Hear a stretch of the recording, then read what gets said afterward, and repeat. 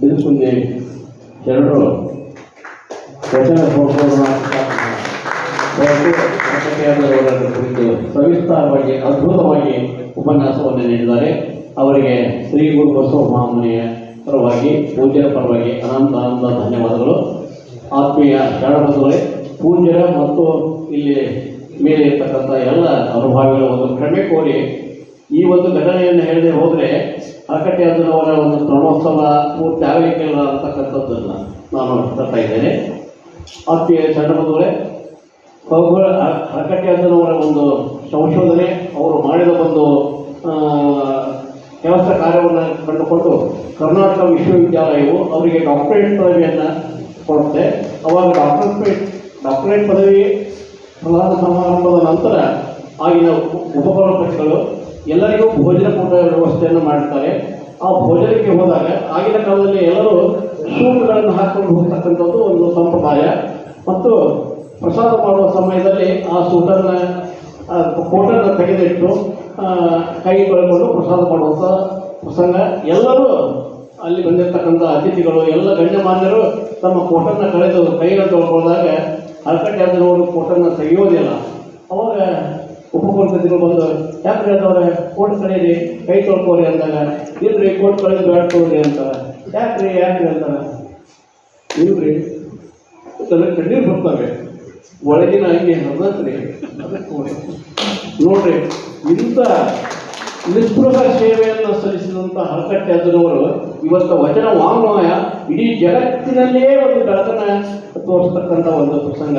ಒಂದು ವೇಳೆ ಅವರು ಇಲ್ಲದೆ ಹೋಗಿದ್ರೆ ನಾವು ಯಾರು ಬಸವಣ್ಣ ನೆನೆಸ್ತಿದ್ವೋ ಇಲ್ಲೋ, ವಚನಗಳು ನಮಗೆ ಲಭ್ಯ ಆಗ್ತಾ ಇದ್ದಿದ್ವೋ ಇಲ್ಲೋ ಅಂತ ಮಹಾನ್ ಕಾರ್ಯವನ್ನು ಮಾಡಿಕೊಟ್ಟು ಹೋಗಿರ್ತಕ್ಕಂಥ ಆ ಅರಕಟ್ಟೆ ಅಜ್ಜನವರಿಗೆ ಎಲ್ಲರ ಪರವಾಗಿ ಶತಕೋಟಿ ನಮನಗಳನ್ನು ನಾನು ಈ ಸಂದರ್ಭದಲ್ಲಿ ಮತ್ತೊಮ್ಮೆ ಡಾಕ್ಟರ್ ಬಿರುಕುಂದಿ ಸರ್ ಅವರಿಗೆ ಧನ್ಯವಾದಗಳನ್ನು ಸಮರ್ಪಿಸುತ್ತಾ, ಈಗ ಮುಖ್ಯ ಅತಿಥಿಗಳಾಗಿ ಆಗಮಿಸಿರ್ತಕ್ಕಂಥ ಶ್ರೀ ದೇವೇಂದ್ರ ಡಿ.ಟಿ. ನಿವೃತ್ತ ನ್ಯಾಯಾಧೀಶರು ಶಿವಮೊಗ್ಗ. ಇವರು ಶಿವಮೊಗ್ಗ ಜಿಲ್ಲೆಯವರಾಗಿ ವಕೀಲಿ ವೃತ್ತಿಯನ್ನು ಪ್ರಾರಂಭಿಸಿ ತದನಂತರ ಪಬ್ಲಿಕ್ ಪ್ರಾಸಿಕ್ಯೂಟರ್ ಆಗಿ ತದನಂತರ ನ್ಯಾಯಾಧೀಶರಾಗಿ ಸೇವೆಯನ್ನು ಸಲ್ಲಿಸಿದ್ದಾರೆ. ಅಂಥ ಮಹನೀಯರು ಇವತ್ತಿನ ಕಾರ್ಯಕ್ರಮದಲ್ಲಿ ಮುಖ್ಯ ಅತಿಥಿಗಳಾಗಿ ಆಗಮಿಸಿದ್ದಾರೆ. ಅವರು ನಮ್ಮನ್ನೆಲ್ಲ ಉದ್ದೇಶಿಸಿ ನಾನು ಮಾತುಗಳನ್ನು ಆಡಬೇಕಂತ ಅವರಲ್ಲಿ ಕೇಳ್ಕೊಳ್ತಾ ಇದ್ದೇನೆ.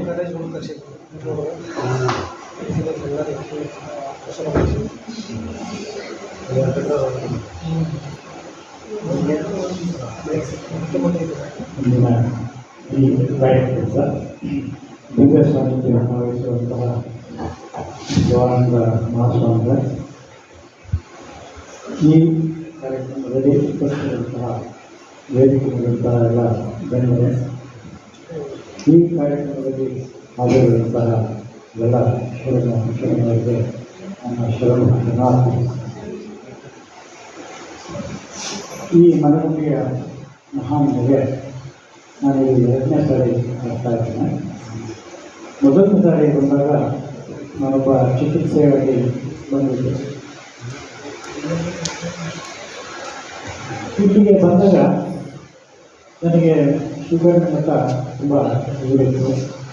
ಅದಕ್ಕೆ ಸಂಬಂಧಪಟ್ಟಂತೆ ಹಲವಾರು ಆರೋಗ್ಯದ ತೊಂದರೆಗಳು ಕೂಡ ಇದ್ದಿವೆ. ಇಲ್ಲಿ ನನಗೆ 21 ದಿನಗಳ ಕಾಲ ಚಿಕಿತ್ಸೆ ತಗೋಬೇಕು ಅಂತ ಹೇಳಿದರು. ಉಪವಾಸವನ್ನು ಮಾಡೋದನ್ನು ಹೇಳ್ಕೊಡ್ತು.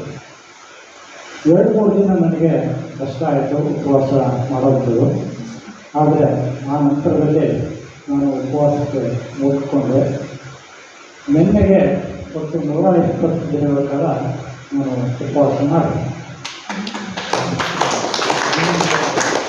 ಈ ಒಂದು ಉಪವಾಸ ಮಾಡೋದು ಕಲಿತ ಜೊತೆ ನನಗೆ ಈ 120 ದಿನಗಳಲ್ಲಿ ನಾನು ಏನು ಮೊದಲು ಇನ್ಸುಲಿನ್ ತಗೊಳ್ತಾ ಇದ್ದೆ, ಏನು ಮೊದಲು ಮಾತ್ರೆಗಳು ತಗೊಳ್ತಾ ಇದ್ದೆ, ಆ ಯಾವುದೂ ಕೂಡ ನಾನು ಈ 120 ದಿನಗಳ ಕಾಲ ತಗೊಂಡಿದ್ದೆ.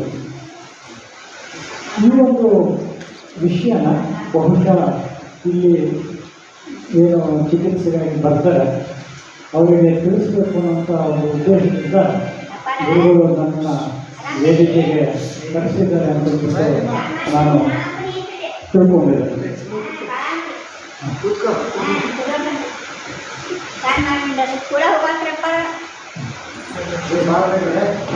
ಈ ಆಶ್ರಮದಲ್ಲಿ ಬಂದು ಅದು ಇಲ್ಲಿ ಏನು ಚಿಕಿತ್ಸೆ ಪಡೆಯುತ್ತಿದ್ರೆ ಅವರಿಗೆ ಪ್ರೇರಣೆ ಆಗಲಿ ಅನ್ನುವಂಥ ಉದ್ದೇಶದಿಂದ ಗುರುಗಳು ನನ್ನನ್ನು ಕರೆಸಿ ವೇದಿಕೆ ಮೇಲೆ ಹಚ್ಚಿದ್ದಾರೆ ಅನ್ನೋದು ನನ್ನ ಭಾವನೆ. ನಾನು ಸೇವನಲ್ಲಿದ್ದಾಗ ಹಲವಾರು ಕಾರ್ಯಕ್ರಮಗಳಲ್ಲಿ ಭಾಗವಹಿಸಿದ್ದೆ. ಆಗ ನಡೆಸುತ್ತಿದ್ದಂತಹ ಕಾರ್ಯಕ್ರಮಗಳಿಗೆ ಅವರು ಇವತ್ತು ಈ ಒಂದು ಏನು ಧಾರ್ಮಿಕ ಕಾರ್ಯಕ್ರಮದಲ್ಲಿ ನಾನು ಪ್ರಥಮ ಬಾರಿಗೆ ಭಾಗವಹಿಸಿದ್ದೇನೆ. ಆದರೂ ಕೂಡ ನಾನು ಧರ್ಮದ ಬಗ್ಗೆ ಏನು ಮಾತಾಡಲಿಕ್ಕೆ ಹೋಗಲ್ಲ.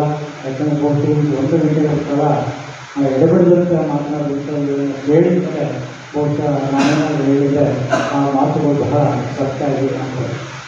ಹಾಗಾಗಿ ನಾನು ಈಗೇನು ಮಠದಿಂದ ಈ ಕಾರ್ಯಕ್ರಮ ನಡೆಸ್ತಾ ಇದ್ದೆ, 121ನೇ ಕಾರ್ಯಕ್ರಮ ಅಂತೇಳಿ ತಿಳಿದುಕೊಂಡು ನಾನು ಸಿದ್ಧಾರ್ಥದ ಒಂದು ಕಾರ್ಯಕ್ರಮದಲ್ಲಿ ಭಾಗವಹಿಸಿದ್ದೆ. ಸ್ವಾಮೀಜಿಯವರು ಇಂಥ ಒಂದು ಕಾರ್ಯಕ್ರಮಗಳನ್ನು ಇನ್ನೂ ಕೂಡ ಮುಂದುವರಿಸಬೇಕು ಅಂತಂದ್ಬಿಟ್ಟು ಹೇಳ್ತಾ ಅವರಿಗೆ ನನ್ನ ಅಭಿನಂದನೆಯನ್ನು ತಿಳಿಸಿ ನನ್ನನ್ನು ಇಲ್ಲಿ ಕರೆಸಿ ನಿಮ್ಮ ಜೊತೆಗೆ ಮಾತಲ್ಲಿ ಅವಕಾಶ ಕೊಟ್ಟಿದ್ದಕ್ಕೆ ವಂದನೆಗಳನ್ನು ತಿಳಿಸ್ತಾ ಇದ್ದೀನಿ. ನಮಸ್ಕಾರ.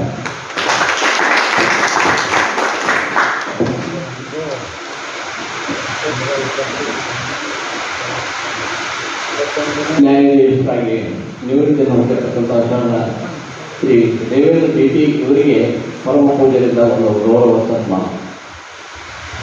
ಓಂ ಶ್ರೀ ಗುರು ಬಸವಲಿಂಗ ಓಂ ಶ್ರೀ ಗುರು ಬಸವಲಿಂಗ. ಧನ್ಯವಾದಗಳು ಶರಣ ದೇವೇಂದ್ರ ಭೇಟಿ ಅವರಿಗೆ. ಈಗ ಇನ್ನೂರು ಮುಖ್ಯಗಳಾಗಿ ಆಗಿರತಕ್ಕಂಥ ಶರಣ ಶ್ರೀ CK ಕುಣಕಲ್ ಇವರು ಶ್ರೀ ಗುರು ಬಸವ ಮಹಾಮನೆಯ ಭಕ್ತರು, ಪರಮ ಭಕ್ತರು. ಇಲ್ಲೇ ತಗಡಿ ತಾಲೂಕಿನ MIT ಗ್ರಾಮದವರು. ಪ್ರಾಚಾರ್ಯರಾಗಿ ನಿವೃತ್ತಿಯನ್ನು ಹೊಂದಿದ ನಂತರ ಶ್ರೀ ಗುರು ಬಸವ ಮಹಾಮನೆಗೆ ಅವಿನಾಭಾವ ಸಂಬಂಧವನ್ನು ಹೊಂದಿರತಕ್ಕಂಥವರಾಗಿದ್ದರು. ಮಹಾಭಾಷಿಗಳಾಗಿದ್ದರು. ತಮ್ಮ ರೋಗವನ್ನು ಪೂಜ್ಯರ ಒಂದು ಮಾರ್ಗದರ್ಶನ, ಅವರ ಒಂದು ಆಶೀರ್ವಾದದಿಂದ ಕಳೆದುಕೊಂಡು ಸಂಪೂರ್ಣ ನಿರೋಗಿಗಳಾಗಿ ಇದ್ದರು. ಈಗ ಅವರು ಕೆಲವು ಕಾರಣಾಂತರಗಳಿಂದ ಬೆಂಗಳೂರಿನ ತಮ್ಮ ಸುಪುತ್ರಿಯ ಮನೆಯಲ್ಲಿ ವಾಸವಾಗಿದ್ದಾರೆ. ಇವತ್ತಿನ ಕಾರ್ಯಕ್ರಮಕ್ಕೆ ಮುಖ್ಯ ಅತಿಥಿಗಳಾಗಿ ಆಗಮಿಸಿರ್ತಕ್ಕಂಥ ಶರಣ CK ಕುಣಕಲ್ ಅವರು ನಮ್ಮನ್ನೆಲ್ಲ ಉದ್ದೇಶಿಸಿ 10 ನಿಮಿಷದಲ್ಲಿ ಮಾತನಾಡಬೇಕಂತ ಅವರಿಗೆ ವಿನಂತಿಯನ್ನು ಮಾಡ್ಕೊಳ್ತಾ ಇದ್ದೇನೆ.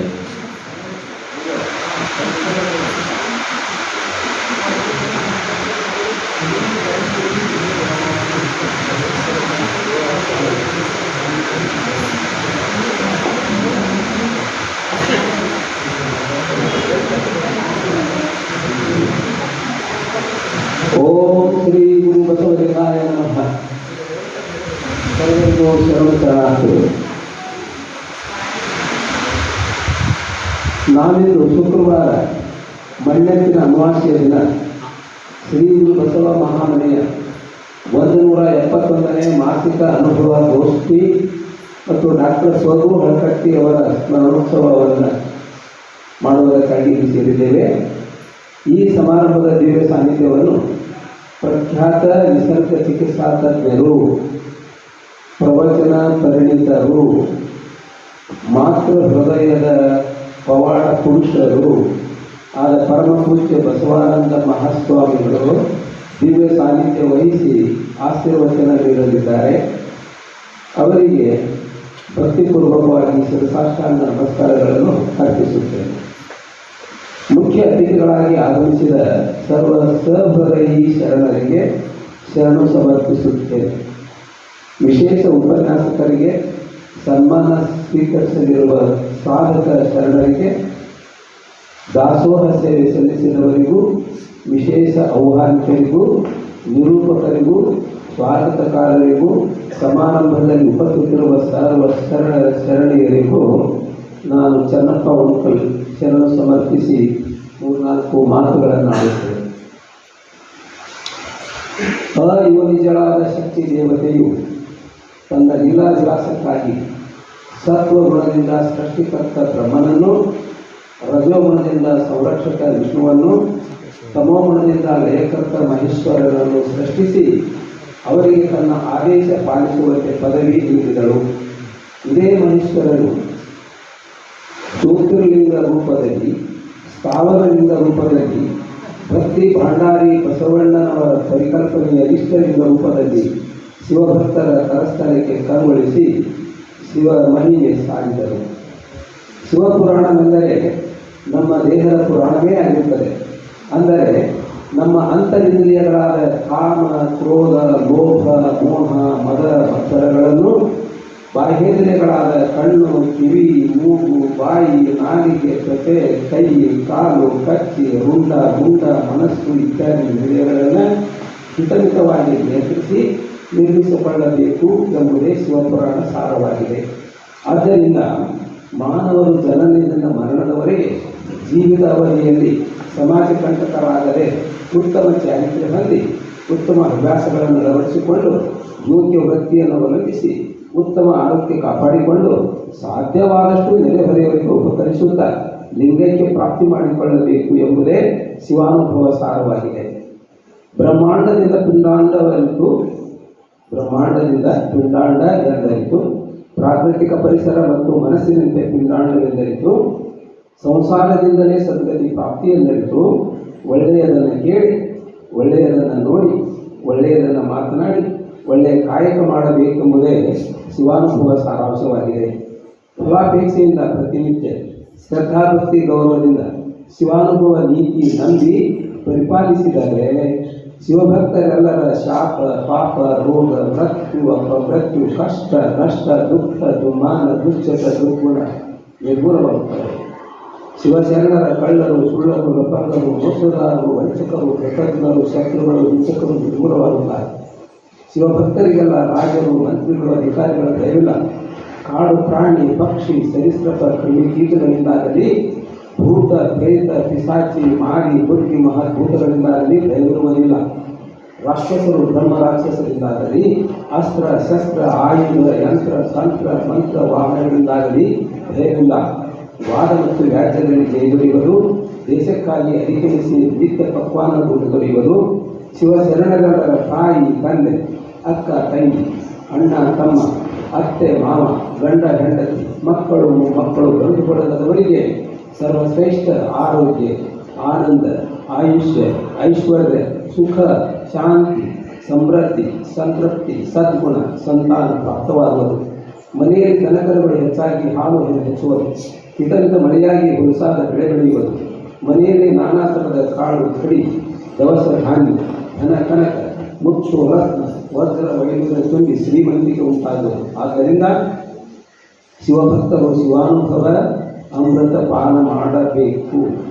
ಶಿವಾನುಭವ ದರ್ಶನಕ್ಕಾಗಿ ಶಿವಭಕ್ತರೆಲ್ಲರೂ ಪ್ರತಿನಿತ್ಯ ತಮ್ಮ ತಾಯಿ, ತಂದೆ, ಗುರು ಹಿರಿಯರು, ಸಮಾಜ, ಸರ್ಕಾರ, ದೇಶ, ದೇವರು ಮಾಡಿದ ಉಪಕಾರ ಸಂಘಟಿಸುತ್ತಾ ತಮ್ಮ ಸತ್ಯಶುದ್ಧ ಕಾಯಕವನ್ನು ಪ್ರಾಮಾಣಿಕವಾಗಿ ಮಾಡುತ್ತಿರಬೇಕು. ಸ್ವಯಂ ಸ್ಫೂರ್ತಿಯಿಂದ ಸ್ವಚ್ಛತೆ, ಶಿಸ್ತು, ಶಾಂತಿ, ಸತ್ಯ, ಸಮಯ ಪಾಲನೆ ಮಾಡುತ್ತಾ ಅಂದಂದಿನ ಅಭ್ಯಾಸ ಕೆಲಸ ಕಾರ್ಯಗಳನ್ನು ಅಂದಂದೇ ಮಾಡಿ ಮುಗಿಸಬೇಕು. ಪ್ರತಿನಿತ್ಯ ಹಿತಮಿತವಾಗಿ ಉಸಿರಾಟ, ಜಲಪಾನ, ಆಹಾರ ಸೇವನೆ, ಕಾಯಕ, ನಿದ್ದೆ, ವಿಸರ್ಜನೆ ಕ್ರಿಯೆಗಳನ್ನು ಸಮಯಬದ್ಧವಾಗಿ ಮಾಡುತ್ತಿರಬೇಕು. ದುಶ್ಚಟ, ದುರ್ಗುಣ, ದುಷ್ಕರ ಸಂಘ ಬಿಟ್ಟು ಒಳ್ಳೆಯ ಗುಣ, ಒಳ್ಳೆಯ ಚಟ, ಒಳ್ಳೆಯವರ ಸಂಘ ಮಾಡಬೇಕು. ಸರಿಯಾಗಿ ಕೂಡುವ, ಸರಿಯಾಗಿ ನಿಲ್ಲುವ, ಸರಿಯಾಗಿ ನಡೆದಾಡುವ, ಸರಿಯಾಗಿ ಮಲಗುವ, ಸರಿಯಾಗಿ ಮಾತನಾಡುವ, ಸರಿಯಾಗಿ ಕಾಯಕ ಮಾಡುವುದನ್ನು ಕಲಿಯಬೇಕು. ಶಿವಭಕ್ತರು ಕಲಿಯುವುದನ್ನು ಚೆನ್ನಾಗಿ ಕಲಿಯಬೇಕು. ಶಿವಭಕ್ತರು ಕಲಿಯುವುದನ್ನು ಚೆನ್ನಾಗಿಯೂ ಕಲಿಯಬೇಕು. ಸುಳ್ಳು, ಕಳವು, ಮೋಸ, ವಂಚನೆ, ಕೃತಜ್ಞತೆ, ಶತ್ರುತ್ವ, ನಿಂದನೆ ಬಿಡಬೇಕು. ತಂದೆ ನೀನು, ತಾಯಿ ನೀನು, ಬಂಧು ನೀನು, ಬಳಗ ನೀನೆಂದು ಶಿವನಲ್ಲಿ ಶರಣಾಗತರಾದರೆ ನಿಜವಾಗಿಯೂ ಶಿವಭಕ್ತರಲ್ಲಿ ನೂರಾರು ವರ್ಷಗಳ ಕಾಲ ಆರೋಗ್ಯ, ಆನಂದ, ಆಯುಷ್ಯ, ಐಶ್ವರ್ಯ, ಸುಖ, ಶಾಂತಿ, ಸಮೃದ್ಧಿ, ಸಂತಾನ, ಸಂತೃಪ್ತಿ, ನೆಮ್ಮದಿ ಪ್ರಾಪ್ತವಾಗುತ್ತದೆ. ಶಿವಭಕ್ತರಿಗೆ ವೈರಾಗ್ಯ ಉಳಿಯಬೇಕು, ಮಾತಿನ ಓಟ ಬಿಡಬೇಕು, ಏಕಾಂತವಿರಬೇಕು, ಮಿತಾಹಾರಿಯಾಗಿರಬೇಕು, ನಿದ್ರೆ ಕಡಿಮೆ ಮಾಡಬೇಕು, ಪ್ರಪಂಚವಾಸನೆ ತ್ಯಾಜ್ಯ ಮಾಡಬೇಕು. ಸುಖಾಸನದಲ್ಲಿ ಕುಳಿತುಕೊಂಡು ಶಿವಲಿಂಗ, ಇಷ್ಟಲಿಂಗದಲ್ಲಿ ಆಸೆ ಅಪೇಕ್ಷೆ ಇಟ್ಟು ಮನಸ್ಸಿನ ಏಕಾಗ್ರತೆ ಸಾಧಿಸಬೇಕು. ಅಂತರಿಂದ್ರಿಯ ಬಹಿರೇಂದ್ರಿಯ ನಿಗ್ರಹಿಸಿದಾಗ ಸಮಾಧಾನ ದೃಢವಾದ ನಂಬಿಕೆಯಿಂದ ಶಿವನನ್ನ ಹೃದಯದಲ್ಲಿ ಸ್ಥಾಪಿಸಿಕೊಳ್ಳಬೇಕು. ಅತ್ಯಂತ ಪ್ರೀತಿಯಿಂದ ಬಹು ಆನಂದದಿಂದ ಶಿವನನ್ನು ಕುಂತಾಗ, ನಿಂತಾಗ, ನಡೆದಾಡುವಾಗ, ಮಾತಾಡುವಾಗ, ಮಲಗಿದಾಗ, ಯಾವುದೇ ಕಾಯಕದಲ್ಲಿ ತೊಡಗಿರುವಾಗ ಸದಾಕಾಲ ಶಿವನ ಸ್ಮರಣೆ ಮಾಡುತ್ತಿರಬೇಕು. ಕಾಲಾಂತರದಲ್ಲಿ ಶಿವಭಕ್ತರ ಅಂತರಂಗದ ಬಹಿರಂಗದಲ್ಲಿ ಸದಾಕಾಲ ಬೆಳಗುತ್ತಾ ಬೆಳೆಯುತ್ತಾ ಪ್ರಕಾಶಮಾನವಾಗಿ ಪ್ರತ್ಯಕ್ಷನಾಗಿ ಶಿವ ದರ್ಶನ, ಆಶೀರ್ವಾದ, ಆನಂದ, ಆಯುಷ್ಯ, ಐಶ್ವರ್ಯ, ಭಾಗ್ಯ, ಸೌಭಾಗ್ಯ, ಆರೋಗ್ಯ, ಧರ್ಮ, ಅರ್ಥ, ಕಾಮ, ಕೈವಲ್ಯ ಕರುಣಿಸುವನು. ಆಗ ಶಿವಭಕ್ತರ ಕಷ್ಟ ನಷ್ಟಗಳೆಲ್ಲ ನಿವಾರಣೆಯಾಗಿ ಇಷ್ಟಗಳೆಲ್ಲ ಪೂರೈಕೆಯಾಗುತ್ತವೆ. ಶಿವಭಕ್ತರ ಕಾಯದಲ್ಲಿ ದಶೇಂದ್ರಿಯಗಳು, ದಶಪ್ರಾಣಗಳು, ಏಕಾದಶ ಪರಾಶಕ್ತಿ ಕಾಯಗಳು, ಏಕಾದಶ ಚಕ್ರಗಳು, ದ್ವಾದಶ ಆತ್ಮಜ್ಯೋತಿರ್ಲಿಂಗಗಳು ಜಾಗೃತವಾಗಿ ಶಿವಭಕ್ತರ ಶರೀರವೇ ಅದ್ಭುತಗಣಿಯಾಗುವುದು. ಶಿವಭಕ್ತರ ಮಿದುಳೆ ಸೂಪರ್ ಕಂಪ್ಯೂಟರ್ ಆಗುವುದು. ಶಿವಭಕ್ತರ ಮನಸ್ಸೇ ಬಯಸಿದ್ದನ್ನು ನೀಡುವ ಕಲ್ಪವೃಕ್ಷ ಕಾಮಧೇನಾಗುವುದು. ಶಿವಭಕ್ತರು ತಮ್ಮ ಶಕ್ತಿ ಸಾಗರವಾದ ಮನಸ್ಸನ್ನು ತಮ್ಮ ಆರೋಗ್ಯ, ಆಯುಷ್ಯ, ಆನಂದ, ಐಶ್ವರ್ಯ, ಭಾಗ್ಯ, ಸೌಭಾಗ್ಯದ ಮೇಲೆ ಕೇಂದ್ರೀಕರಿಸಿ ಕ್ರಿಯೆಗೆ ಒಳಪಡಿಸಿದರೆ ಬುದ್ಧಿಗೆ ನಿರುಳದ, ತರ್ಕಕ್ಕೆ ಮೀರಿದ ಘಟನೆ ಸಂಭವಿಸಿ ಪವಾಡ ನಡೆದಿರುತ್ತಾರೆ. ಇಂತಹ ಪವಾಡಗಳನ್ನು ಶರಣ ಸಂಗಣ್ಣ ನಿಸರ್ಗ ಚಿಕಿತ್ಸಾಲಯದ ಸಂಸ್ಥಾಪಕರು, ಪ್ರಖ್ಯಾತ ನಿಸರ್ಗ ಚಿಕಿತ್ಸಾ ತಜ್ಞರು, ಪ್ರವಚನ ಪರಿಣಿತರು, ಭಕ್ತ ವಾತ್ಸಲರು, ಮಾತೃ ಹೃದಯದವರು, ದೈವ ವೈದ್ಯ ಧನ್ವಂತ ನಿರೂಪದಲ್ಲಿ ಶಿವನ ಪ್ರತಿನಿಧಿಯಾಗಿರುವ ಪರಮ ಪೂಜ್ಯ ಬಸವಾನಂದ ಮಹಾಸ್ವಾಮಿಗಳು ಏಪ್ರಿಲ್ 2005ರಿಂದ ಇಂದಿನವರೆಗೆ ಸಾವಿರಾರು ಪವಾಡಗಳನ್ನು ಮಾಡಿದ್ದಾರೆ. ನನ್ನದೇ ಉದಾಹರಣೆಗಳನ್ನು ತೆಗೆದುಕೊಂಡ್ರೆ, ನಾನು ಭೂಗೋಳಶಾಸ್ತ್ರ ಉಪನ್ಯಾಸಕನಾಗಿ ಪ್ರಾಚಾರ್ಯನಾಗಿ 35 ವರ್ಷ ಸಲ್ಲಿಸಿ 60ನೇ ವರ್ಷ ಪೂರ್ಣಗೊಂಡಾಗ ನಿವೃತ್ತನಾದ ನಂತರ ವೈದ್ಯರ ಬಳಿಗೆ ಹೋಗಿ ನಾನು ಪರೀಕ್ಷಿಸಿದಾಗ ವೈದ್ಯರು ಹೇಳಿದರು, ನನ್ನ ಹೃದಯದಲ್ಲಿ 9 ಬ್ಲಾಕ್ಗಳಿವೆ, ಮೊಣಕಾಲ್ಪಟ್ಟಿಗಳ ಸವೆದಿವೆ, ಶುಗರು 495ರಷ್ಟಿದೆ, ತೂಕ 85 kg ಇದೆ, ಹೊಟ್ಟೆ ಸುತ್ತಳತೆ 45 ಇಂಚುಗಳಷ್ಟಿದೆ, ಕಣ್ಣು ಕಿವಿ ಮಂದಾಗಿವೆ, ಮುಖ ಮೈ ಚರ್ಮ ಕಪ್ಪಿಟ್ಟಿದೆ, ಮುಂದೆ ಕೂದಲು ಬೋಳಾಗಿದೆ. ನೀವು ತುರ್ತಾಗಿ ಒಂದೇ ತಿಂಗಳಲ್ಲಿ ಆಪರೇಷನ್ ಮಾಡಿಸಿಕೊಳ್ಳದಿದ್ದರೆ ಸಾವು ನಿಶ್ಚಿತ ಇರುತ್ತದೆ. ಬದುಕಲು ಬಯಸಿದರೆ 15 ಲಕ್ಷ ರೂಪಾಯಿಗಳನ್ನು ತೆಗೆದುಕೊಂಡು ಬರಲು ತಿಳಿಸಿದ. ಆಗ ನನ್ನ ಹತ್ತಿರ ಹಣ ಇರಲಿಲ್ಲ. ಸ್ನೇಹಿತರು, ಸಂಬಂಧಿಕರು, ಬ್ಯಾಂಕ್ನವರಿಗೆ ಹಣ ಕೊಡಲು ಸಾಧ್ಯವಾಗಲಿಲ್ಲ. ನನ್ನ ಮೆಟ್ಟಿಯಲ್ಲಿರ್ತಕ್ಕಂಥ ಪಿತ್ರಾರ್ಜಿತ ಆಸ್ತಿಯನ್ನು ಮಾರಿ ಡಾಕ್ಟರಿಗೆ ಹಣ ಕೊಟ್ಟು ಆಪರೇಷನ್ ಮಾಡಿಸಿಕೊಳ್ಳಬೇಕೆಂದು ಮಾಡಿದ ವಿಚಾರವು ಅದು ಕೈಗೂಡಲಿಲ್ಲ. ಬೇರೆ ಉಪಾಯ ಎಂದರೆ ಪರಮ ಪೂಜ್ಯ ಬಸವಾನಂದ ಅಪ್ಪರ ಹತ್ತಿರ ನಾನು ಬಂದಾಗ ಅವರು ಇಲ್ಲಿಯೇ 60 ದಿನ ಇರಿಸಿಕೊಂಡು ನಿಸರ್ಗ ಚಿಕಿತ್ಸೆ ಮಾಡಿ ನೀಡಿ ಪವಾಡ ಸದೃಶವಾಗಿ ನನ್ನ 9 ಹೃದಯದ 9 ಬ್ಲಾಕ್ಗಳು ಕರಗಿ ಹೋದವು, ಮೊಣಕಾಲು ಪಟ್ಟಿಗಳು ಸುದ್ದಾದವು, ಕಣ್ಣು ಕಿವಿ ತ್ವಚೆಗಳು ರೂಪ ಪಡೆದವು, BP ಶುಗರ್ ನಾರ್ಮಲ್ ಆದವು, ತೂಕ 60 kg ಇಳಿಯಿತು, ಹೊಟ್ಟೆ ಸುತ್ತಳತೆ 30 ಇಂಚಿಗೆ ಬಂತು. ಹೀಗೆ ನನ್ನ ಎಲ್ಲ ರೋಗಗಳನ್ನು ನಿರ್ಮೂಲನೆ ಮಾಡಿ ಪವಾಡ ಸದೃಶವಾಗಿ ಇಲ್ಲಿಗೆ 13 ವರ್ಷ ಮುಗಿದು.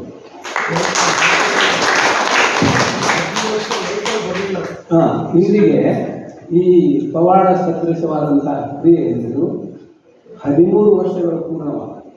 ಅಂದರೆ ಡಾಕ್ಟರು ನನಗೆ ಆಪರೇಷನ್ ಮಾಡಿಸಿಕೊಳ್ಳದಿದ್ದರೆ 1 ತಿಂಗಳದಾಗ ಸಾಹಿತಿ ಅಂತ ಹೇಳಿದರು. ಆದರೆ ನಾನು ಆಪರೇಷನ್, ಇಂಜೆಕ್ಷನ್, ಗುಳಿಗೆ, ಔಷಧ ಯಾವುದೂ ಇಲ್ಲದೆ 13 ವರ್ಷಗಳವರೆಗೆ ಬದುಕಿದ್ದೇನೆ. ನಾನೇ ಸ್ವತಃ ಏಕೆ ನನ್ನ ಆತ್ಮಗಳಿಗೆ ನಾನು ಸಾವಿರಾರು ಕೃತಜ್ಞತೆಗಳನ್ನು ಜನ್ಮಾಂತರ ನಾನು ಅವರಿಗೆ ಋಣಿಯಾಗಿರುತ್ತೇನೆ ಅಂತಕ್ಕಂಥ ಮಾತನ್ನು ಹೇಳ್ತೇನೆ. ಯಾಕಂದರೆ ನನಗೆ ಪುನರ್ಜನ್ಮವನ್ನು ಕೊಡ್ತಾರೆ, ಸಾಯ್ತಕ್ಕಂಥ ಅವರಿಗೆ ಬಿಟ್ಟು ಇನ್ನು 100 ವರ್ಷಗಳವರೆಗೆ ನಾನು ಬದುಕ್ತೇನೆ ಅಂತಕ್ಕಂಥ ಆಶೀರ್ವಾದ ಅವ್ರದ್ದಿದೆ. ಆದ್ದರಿಂದ ನಾನು ಈ ಮಾತನ್ನು ಹೇಳಿ ಬಹಳಷ್ಟು ಇಷ್ಟಪಡ್ತೀನಿ. ಅದಕ್ಕೆ ಮೊದಲನೇದಾಗಿ ಹೇಳಬೇಕಾದ್ರೆ ನಮ್ಮ ಮನಸ್ಸನ್ನು ಗಟ್ಟಿ ಮಾಡ್ಕೋಬೇಕು. ಮನಸ್ಸನ್ನು ಗಟ್ಟಿ ಮಾಡಿಕೊಂಡು ಯಾವುದೇ ಈ ಉಪವಾಸ ಕಾರ್ಯಕ್ರಮ ಮಾಡಿಕೊಂಡ್ರೆ ಸಂಕಲ್ಪ ಮಾಡಿ ಮುಂದುವರೆದರೆ ನಿಜವಾಗಲೂ ಇಲ್ಲಿ ಬಂದಂಥ ಎಲ್ಲ ಶರಣರಿಗೆ ಆರೋಗ್ಯ ಪ್ರಾಪ್ತಿ ಆಗಬೇಕು ಅಂತಕ್ಕಂಥ ಮಾತನ್ನು ಹೇಳಿ ಸರ್ವರಿಗೂ ಶರಣಾರ್ಥಿಗಳನ್ನು ಅರ್ಪಿಸಿ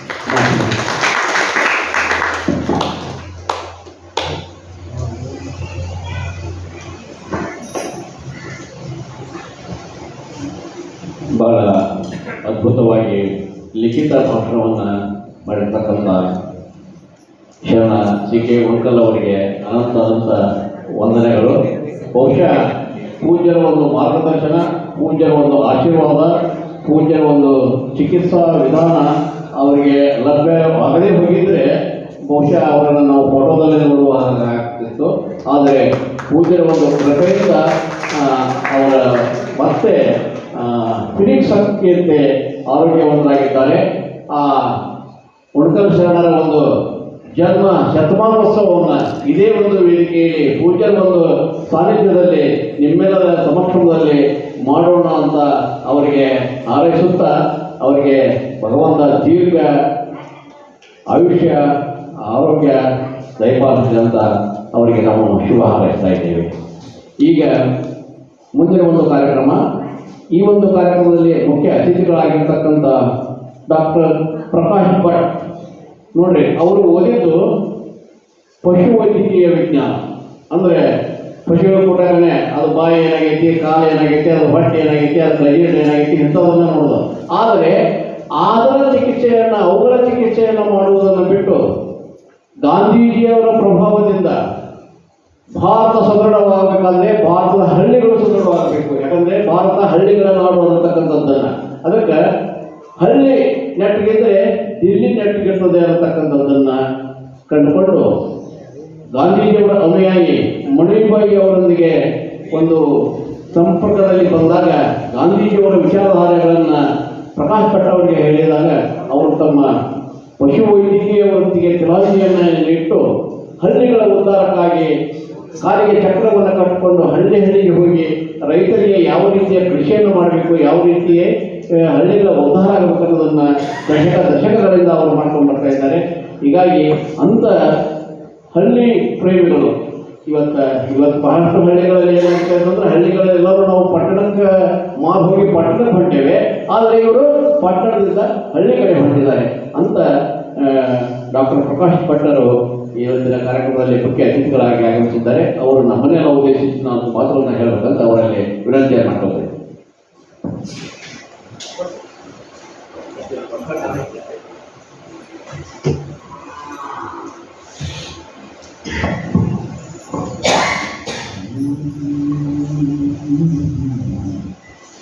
ಎಲ್ಲಿ ಮರಗಳು ಗಿರದು, ಎಲ್ಲಿ ತಲೆಬಾಗಿರದು, ಎಲ್ಲಿ ತಿಳಿವಿಗೆ ತೊಡಗು ತೋರದಿರುವುದಲ್ಲಿ, ಎಲ್ಲಿ ಮನೆಯ ಕಟ್ಟು ಸಂಸಾರ ನೆಲಗಟ್ಟು ಧೂಳೊಡೆಯದಿರುವುದು ತಾನ್ ಆ ನಾಡಿನಲ್ಲಿ, ಎಲ್ಲಿ ಸತ್ಯದ ಗಾಢ ನೆಲೆಯಿಂದ ಸವಿವಾತು ಸಲ್ಲಲಿತ ನಡೆಯಿಂದ ಮುಂಬರುವುದಲ್ಲಿ, ಎಲ್ಲಿ ದಣಿವಿರದ ಸಾಧನೆ ಸಫಲತೆಯ ಕಡೆಗೆ ತೋಳದಿರುವುದು ತಾನ್ ಆ ನಾಡಿನಲ್ಲಿ, ಎಲ್ಲಿ ನೀನೆಮ್ಮ ಚಿಂತನವನುದ್ಯಮವನು ವಿಶಾಲತೆಯ ಕಡೆಗೆ ಕೊಂಡೊಯ್ಯುವೆ ಅಲ್ಲಿ ಆ ಬಂಧನರಹಿತ ಸುಖದ ಸ್ವರ್ಗದಲ್ಲಿ ಓ ತಂದೆ ನನ್ನ ನಾಡಿದು ಕಣ್ತೆರೆಯಲಿ. ನಮಸ್ಕಾರ. ನಾನು ಭಾಷಣ ಮಾಡಬೇಕು ಅಂತ ಬಂದವರಲ್ಲ. ಸ್ವಾಮಿಗಳು ಬರಬೇಕು ಅಂತ ಹಿಂದಿನ ತಿಂಗಳೇ ಹೇಳಿದ್ರು, ಬರಲಿಕ್ಕಾಗಲಿಲ್ಲ. ಈ ತಿಂಗಳಾದರೂ ಬರಬೇಕು ಅಂತಂದ್ರು ಬಂದಿದ್ದೀನಿ. ಮತ್ತೆ ಸ್ವಾಮಿಗಳಿಗೆ ಒಂದು ಪುಸ್ತಕ ಕೊಡೋದಿತ್ತು ನನಗೆ. ನಾನು ಇತ್ತೀಚೆಗೆ ಬರೆದು ಪ್ರಕಟಿಸಿದ ಹಳ್ಳಿಗಳನ್ನು ಕಟ್ಟುವ ಕಷ್ಟ ಸುಖ ಅಂತ ಪುಸ್ತಕ. ಈ ಪುಸ್ತಕ ಒಬ್ಬರಿಗೆ ಕೊಡಬೇಕು ಅನ್ನುವ ಉದ್ದೇಶವನ್ನು ಇಟ್ಕೊಳ್ಳೋದು. ಆದರೆ ಪಗು ಹೊಳಕಟ್ಟಿಯವರ ನೆನಪಿಸ್ಕೊಳ್ಳಿಕ್ಕೆ ಈ ದಿವಸ ನಾವು ಇದ್ದೀವಲ್ಲ, ಸ್ನೇಹಿತರಾದಂಥ ಬಿದುರುಕುದಿಯವರು ಅವರ ಆ ಕೆಲಸವನ್ನು, ಅದ್ಭುತವಾದ ಕೆಲಸದ ಬಗ್ಗೆ ನಮಗೆ ಹೇಳಿದ್ದಾರೆ. ನಾವು ಏನು ಮಾಡಬೇಕು ಅಂತ ನಾವು ವಿಚಾರ ಮಾಡದೆ ಹೋದರೆ ಪಗು ಹೊಳಕಟ್ಟಿಯವರನ್ನು ಹೊಗಳ್ಕೋತ ನಾವು ಇರಬಹುದು ಅಲ್ವಾ? ಆದ್ದರಿಂದ ವಚನಗಳು ನಮ್ಮ ಕೈಲಿದ್ದಾವೆ. ಅವರು ತುಂಬಾ ಕಷ್ಟಪಟ್ಟು ನಮಗೆ ಸಂಪಾದನೆ ಮಾಡಿ ಕೊಟ್ಟಿದ್ದಾರೆ. ಅದನ್ನು ಇಟ್ಕೊಂಡು ನಾವೇನು ಮಾಡಬೇಕು ಅಂತ ನಾವು ಯೋಚಿಸದೆ ಹೋದರೆ ನಾವು ಎಷ್ಟು ಬಗ್ಗು ಹೊಳಗಟ್ಟಿಯವರ ಬಗ್ಗೆ ಮಾತಾಡಿ ಪ್ರಯೋಜನ ಇಲ್ಲ. ವಚನ ಅಂತ ಅನ್ನೋದು ಬರೀ ಓದಲಿಕ್ಕಿರುವುದಲ್ಲ, ಬರೀ ಕೇಳಲಿಕ್ಕಿರುವುದಲ್ಲ, ಬದುಕಲಿಕ್ಕಿರುವುದು ಅಂತ ನಮಗೆ ಅರ್ಥ ಆದಾಗ ನಮ್ಮ ಜವಾಬ್ದಾರಿ ಎಷ್ಟು ದೊಡ್ಡ ಆಗ್ತದೆ ಅಂತ ನೀವು ಊಹೆ ಮಾಡಿಕೊಳ್ಳಾರ್ರಿ. ಒಂದೇ ವಚನ ಹೇಳ್ತೀನಿ, ನಾನು ನೆನಪಿಸ್ತೇನೆ, ನಿಮಗೆಲ್ಲ ಗೊತ್ತಿರುವ ವಚನ, ಬಹಳ ಪ್ರಸಿದ್ಧವಾದ ವಚನ. ಆ ಒಂದೇ ವಚನವನ್ನ ನಮ್ಮ ಜೀವನದಲ್ಲಿ ಅಳವಡಿಸಿಕೊಳ್ಳಿಕ್ಕೆ ಒಂದು ಜೀವನ ಸಾಕೆ ಅಂತ ನಾವು ಯೋಚಿಸ್ಬೇಕು. ಕಳಬೇಡ. ಕಳಬೇಡ ಅಂತಂದ್ರೆ ಯಾವುದೋ ಮನೆಗೆ ಹೋಗಿ ಕನ್ನ ಹಾಕಿ ಕಳೋದ್ರ ಬಗ್ಗೆ ಹೇಳ್ತಿಲ್ಲ ಬಸವಣ್ಣ, ದಯವಿಟ್ಟು ತಿಳ್ಕೊಳ್ಳಿ. ಕಳಬೇಡ ಈಶಾವಾಸ್ಯ ಅಂತ ಒಂದು ಉಪನಿಷತ್ತನ್ನ ಹೇಳ್ತೀರಲ್ಲ, ಕೇಳುತ್ತೇವೆ. ಮಾರ್ಗದ ಕಸ್ಯ ಸ್ವಿಧನಂ, ಯಾರ ಹಣವನ್ನು ಕಳಬೇಡ, ಯಾರ ಹಣವನ್ನು ಆಸೆ ಪಡಬೇಡ, ಬರೀ ಕಳುವುದು ಹಾಗೆ ಗೃದ್ರ ಅಲ್ವೇ, ಗೃದ್ರ ದೃಷ್ಟಿಯಿಂದ ನೋಡಬೇಡ ಅದನ್ನ. ನಾನು ಇದನ್ನು ಪಡೆಯಲೇ ಅಂತ ವಿಚಾರ ಮಾಡಬೇಡ ಅಂತನ್ನೋದೇ ಅದರ ತಿರುಳು. ಇಂಥ ಮಾತನ್ನ ಬದುಕಿದ್ದೇನೆ ನಾನು ಅಂತ ಹೇಳುವ ಧೈರ್ಯ ನಮಗೆ ಬರುವ ಹಾಗೆ ಬದುಕಬೇಕ ಬೇಡ. ಹಾಗಾಗಿ ವಚನ ಓದು, ವಚನ ಸಂಗ್ರಹ ಮಾಡಿದರೆ ವಚನದ ಓದು, ವಚನದ ಏನ್ ಹೇಳ್ತೀವಿ ಅದಕ್ಕೆ, ಆಮೇಲೆ ಮನನ ನಿಧಿಧ್ಯಾಸನ ಅಂತ ಹೇಳ್ತೀವಲ್ಲ, ಇದಾದ ಮೇಲೆ ವಚನಾಚರಣೆ. ನಾನು ಇಷ್ಟು ವಚನಗಳನ್ನ ಆಚರಣೆ ಮಾಡಿದ್ದೇನೆ ಅಂತ ಹೇಳುವವರನ್ನ ನಮಗೆ ಭೇಟಿ ಮಾಡುವ ಆಸಕ್ತಿ. ನಾವು ಒಂದೊಂದು ವಚನ ಇಟ್ಕೊಂಡು ಈ ವಚನದ ಪ್ರಕಾರ ನಾನು ಬದುಕ್ತಾ ಇದ್ದೇನೆ. ಅಲ್ಲವನ ಬಯಲು ಬಯಲನೇ ಬಿತ್ತಿ, ಮಳೆಗಾಲ ಇದೆ, ಬಿತ್ತುತ್ತಾ ಇದ್ದೇವೆ ಈಗ. ನಾವು ಏನು ಬಿತ್ತಬೇಕು ಅನ್ನೋ ಪ್ರಕಾರ ಬಯಲು ಬಯಲನೇ ಬಿತ್ತಿ, ಬಯಲು ಬಯಲನೇ ಬೆಳೆದು, ಬಯಲು ಬಯಲಾಗಿ ಬಯಲಾಯಿತ್ತಯ್ಯ, ನಿನ್ನ ಪೂಜಿಸಿದವರು ಮುನ್ನವೇ ಬಯಲಾದರು, ನಾನಿನ್ನ ನಂಬಿ ಬಯಲ. ನಮ್ಮ ಮನೆ ಹೆಸರು ಬಯಲು, ಗೊತ್ತಿದೆ ಸ್ವಾಮೀಜಿಯವರಿಗೆ, ಗೊತ್ತಿದೆಯಲ್ವಾ? ನಾನು 22 ವರ್ಷದ ಹಿಂದೆ ನನ್ನ ಮನೆಯನ್ನು ಕಟ್ಟುವಾಗ ಮನೆಗೆ ಮುಗಿಲಿಕ್ಕೆ ಬಂದಾಗ ಹೆಸರು ಏನಿಡಬೇಕು ಅಂತ ಬರ್ತಾರಲ್ಲ, ನಮ್ಮ ತಾಯಿಯ ಹೆಸರು ಸೀತಾ, ನಮ್ಮ ತಂದೆಯವರ ಹೆಸರು ಸೀತಾರಾಮ. ಸೀತಾರಾಮ ಅಂತ ಹೇಳಿದ್ರೆ ತಂದೆ ತಾಯಿ ಇಬ್ಬರ ಹೆಸರು ಇಷ್ಟಲ್ಲ ಅಂತ ಯೋಚಿಸ್ಕೊಂಡಿದ್ದೆ, ಎಲ್ಲರೂ ಯೋಚಿಸ್ಕೊಂಡಿದ್ದೆ. ಅದೇ ಸಂದರ್ಭದಲ್ಲಿ ನಾನು D.R. ನಾಗರಾಜರ ಅಲ್ಲಮ ಮತ್ತು ಶೈವ ಪ್ರತಿಭೆ ಅಂತ ಪುಸ್ತಕ ಓದ್ತಾ ಇದ್ದೀನಿ. ಓದ್ತಾ ಓದ್ತಾ ಓದ್ತಾ ಮುಗಿತಾ ಬಂದಾಗೆ ನನಗೆ ಬಯಲು ಅಂತ ಮನೆಗೆ ಹೆಸರಿಡಬೇಕು ಅಂತ. ನಾನು ಅಧ್ಯಾತ್ಮದಲ್ಲಿ ತುಂಬಾ ತುಂಬಾ ಆಸಕ್ತಿ, ಫಿಲಾಸಫಿ ನನಗೆ ತುಂಬಾ ಪ್ರೀತಿಯ ವಿಷಯ. ಆ ಬಯಲು ಅಂತನ್ನುವ ಶಬ್ದದ ನಿಗೂಢತೆ ಇದೆಯಲ್ಲ, ಅದೇನು ಸರಳ ಇಲ್ಲ. ಬಯಲನ್ನು ಅರ್ಥ ಮಾಡ್ಕೊಂಡು ಜೀವನವೆಲ್ಲ ಧ್ಯಾನಿಸ್ಬೇಕು. ಅದರಲ್ಲಿ ಒಂದು ಅರ್ಥ ತಕ್ಕೊಂಡು ಆ ಅಂತಿಮ ದೊಡನೆ, ಅಂತಿಮ ಸತ್ಯದ ಜೊತೆಗೆ ಒಂದಾಗಿ ಬಯಲಾಗುವುದು ಅಂತ ಹೇಳ್ತೀನಲ್ಲ, ಅದನ್ನು ಇಟ್ಕೊಂಡು ನನ್ನ ಮನೆಗೆ ಬಯಲು ಅಂತ ಹೆಸರಿಟ್ಕೊಂಡೆ. ಸ್ವಲ್ಪ ಬಯಲಾಗಿದೆ ಹೊರಗಡೆ, ಕೆಲವರೆಲ್ಲ ಬಯಲಾಗಿದೆ ಬಯಲು ಅಂತ ಇಟ್ಕೊಂಡಿದ್ಯಾ ಅಂತ ಹೇಳ್ತಾರೆ. ಇರ್ಬೋದು, ಹಾಗೆ ಕಾಣ್ಬೋದು. ಯಾರೋ ಒಬ್ರು ಹಿರಿಯರು ಏನ್ರಿ ನೀವು ಮನೆ ಕಟ್ಕೊಂಡು ಬಯಲು ಅಂತ ಹೆಸರಿಟ್ಕೊಂಡಿದ್ದೀರಿ ಅಂತ ಬೈದು ನನಗೆ ಏನು ನನಗೆ ಇಡಬೇಕು ಅಂತ ಇಟ್ಟೆ ಅಂತ ಅಷ್ಟೇ ಹೇಳಿ. ನಾನಿದು ಯಾಕೆ ಹೇಳ್ತಿದ್ದೀನಿ ಇವೆಲ್ಲ ಅಂತಂದ್ರೆ, ನಾನು ಹಳ್ಳಿಯ ಜೊತೆಗೆ ಕೆಲಸ ಮಾಡ್ತಾ ತುಂಬಾ ತ್ಯಾಗ ಮಾಡಿದ್ದೀನಿ, ತುಂಬಾ ಮಾಡಿದ್ದೀನಿ. ನನಗೆ ಏನೇನು ಆಗ್ರಹ ನನಗೆ ಬರೋದನ್ನು ಬಿಟ್ಟಿದ್ದೀನಿ. ಈ ತರ ಜೀವನ ಮಾಡೋದು ಅಂತಂದ್ರೆ ತುಂಬಾ ಆನಂದ ಇದೆ ಅಂತ ಕಂಡುಕೊಂಡಿದ್ದೀನಿ. ನನ್ನ ಹತ್ರ ಆಸ್ತಿ ಇಲ್ಲ, ಈ ಬಯಲು ಅಂತನ್ನುವ ಮನೆಯನ್ನು ಕಟ್ಟಬಾರದು ಅಂತ ಅಂದ್ಕೊಂಡವ ಯಾವುದೋ ಕ್ಷಣಕ್ಕೆ ಮನೆ ಕಟ್ಟಬೇಕು ಅಂತ ಅಲ್ಲಿ ಅರೋವಿಲಿನ ಬಿಲ್ಡಿಂಗ್ಗಳನ್ನು ನೋಡಿದ ಮೇಲೆ ಕಟ್ಟಲೇಬೇಕು ಅಂತ ಅನಿಸಿದ್ರಿಂದ ಬಹಳ ಕಡಿಮೆ ಖರ್ಚಲ್ಲಿ 6-7 ಲಕ್ಷದಲ್ಲಿ ಮನೆ ಕಟ್ಕೊಂಡಿದ್ದೀನಿ, ದೊಡ್ಡ ಮನೆ ಕಟ್ಕೊಂಡಿದ್ದೀನಿ, ಆಶ್ರಮದಂತ ಮನೆ ಕಟ್ಕೊಂಡಿದ್ದೀನಿ. ಹಾಗೆ ನಾನು ಅಸಂಗ್ರಹದಲ್ಲಿ ಬದುಕಿದ್ದೇನೆ, ಆಸ್ತಿಗಳನ್ನು ಮಾಡಿಲ್ಲ, ಹಣ ಇಟ್ಕೊಂಡಿಲ್ಲ. ಈ ತರ ಬದುಕಲಿಕ್ಕೆ ಪ್ರೇರಣೆಗಳು ಈ ವಚನದಂತಹ ಅದ್ಭುತವಾದಂತ ಅಲ್ಲಮ ಅಂತಂದ್ರೆ ಏನು ಸಾಮಾನ್ಯವಲ್ಲ.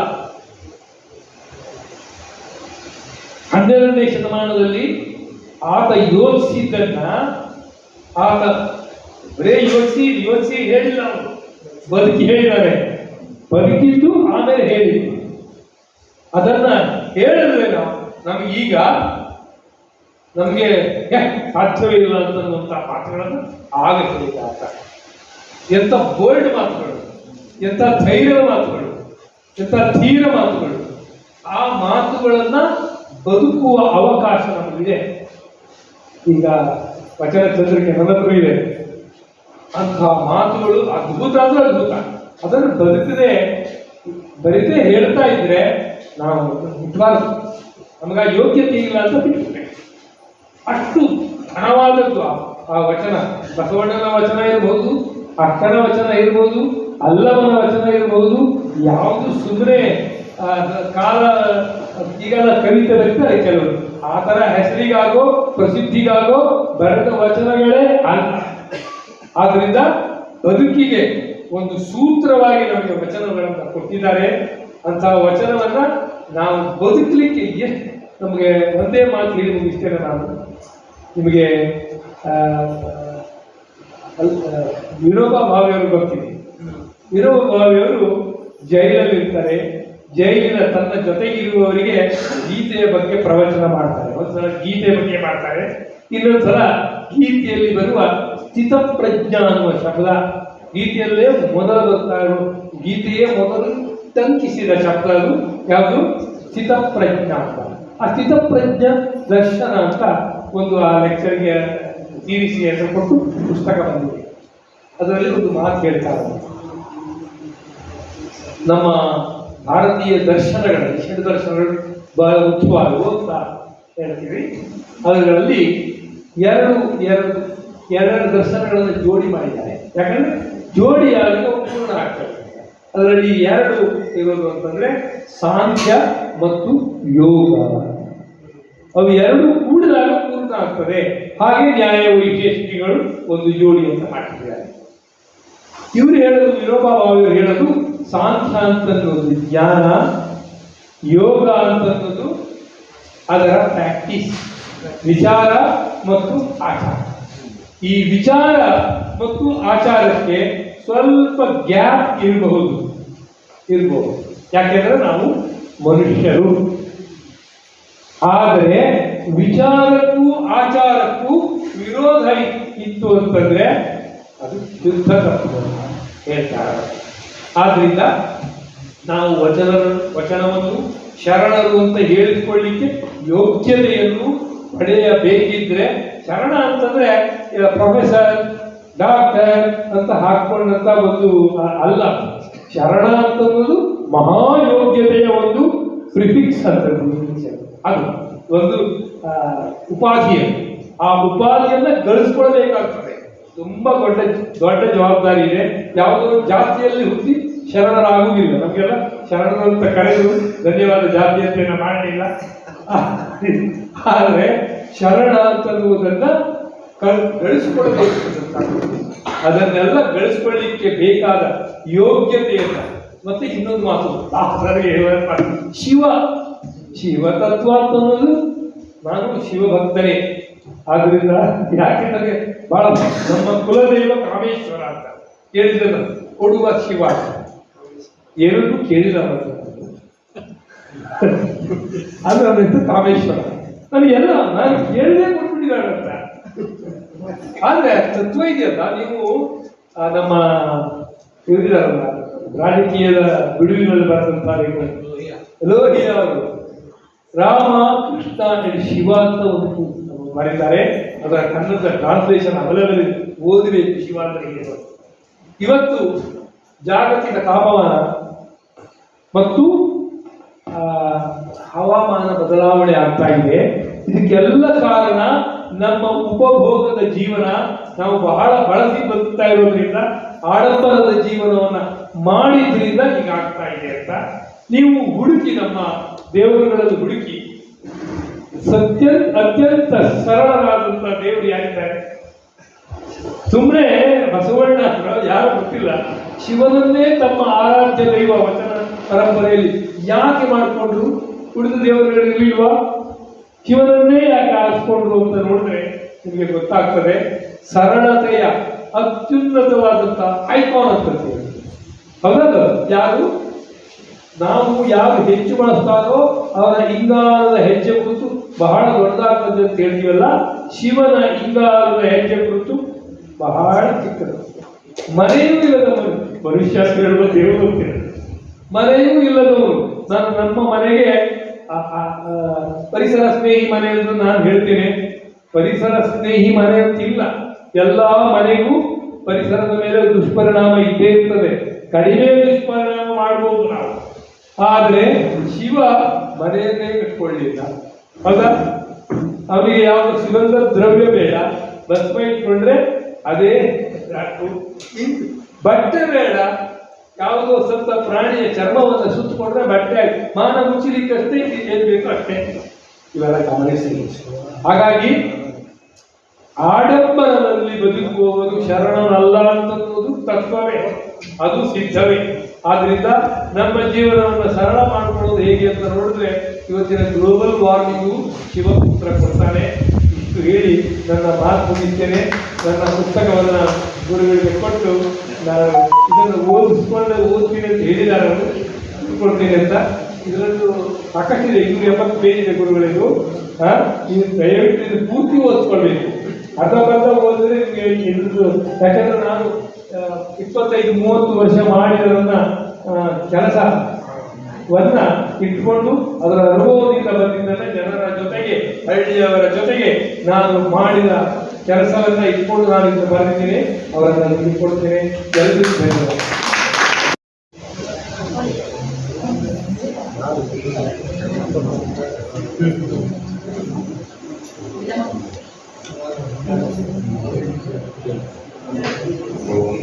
ಓಂ ಶ್ರೀ ಗುರು ಬಸವಲಿಂಗಾಯ ನಮಃ.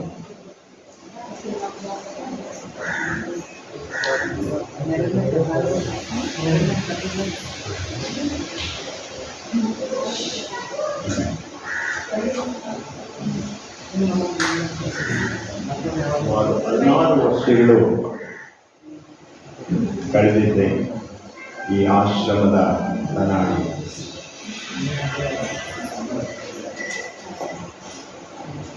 ಸ್ವಾಮೀಜಿಯವರು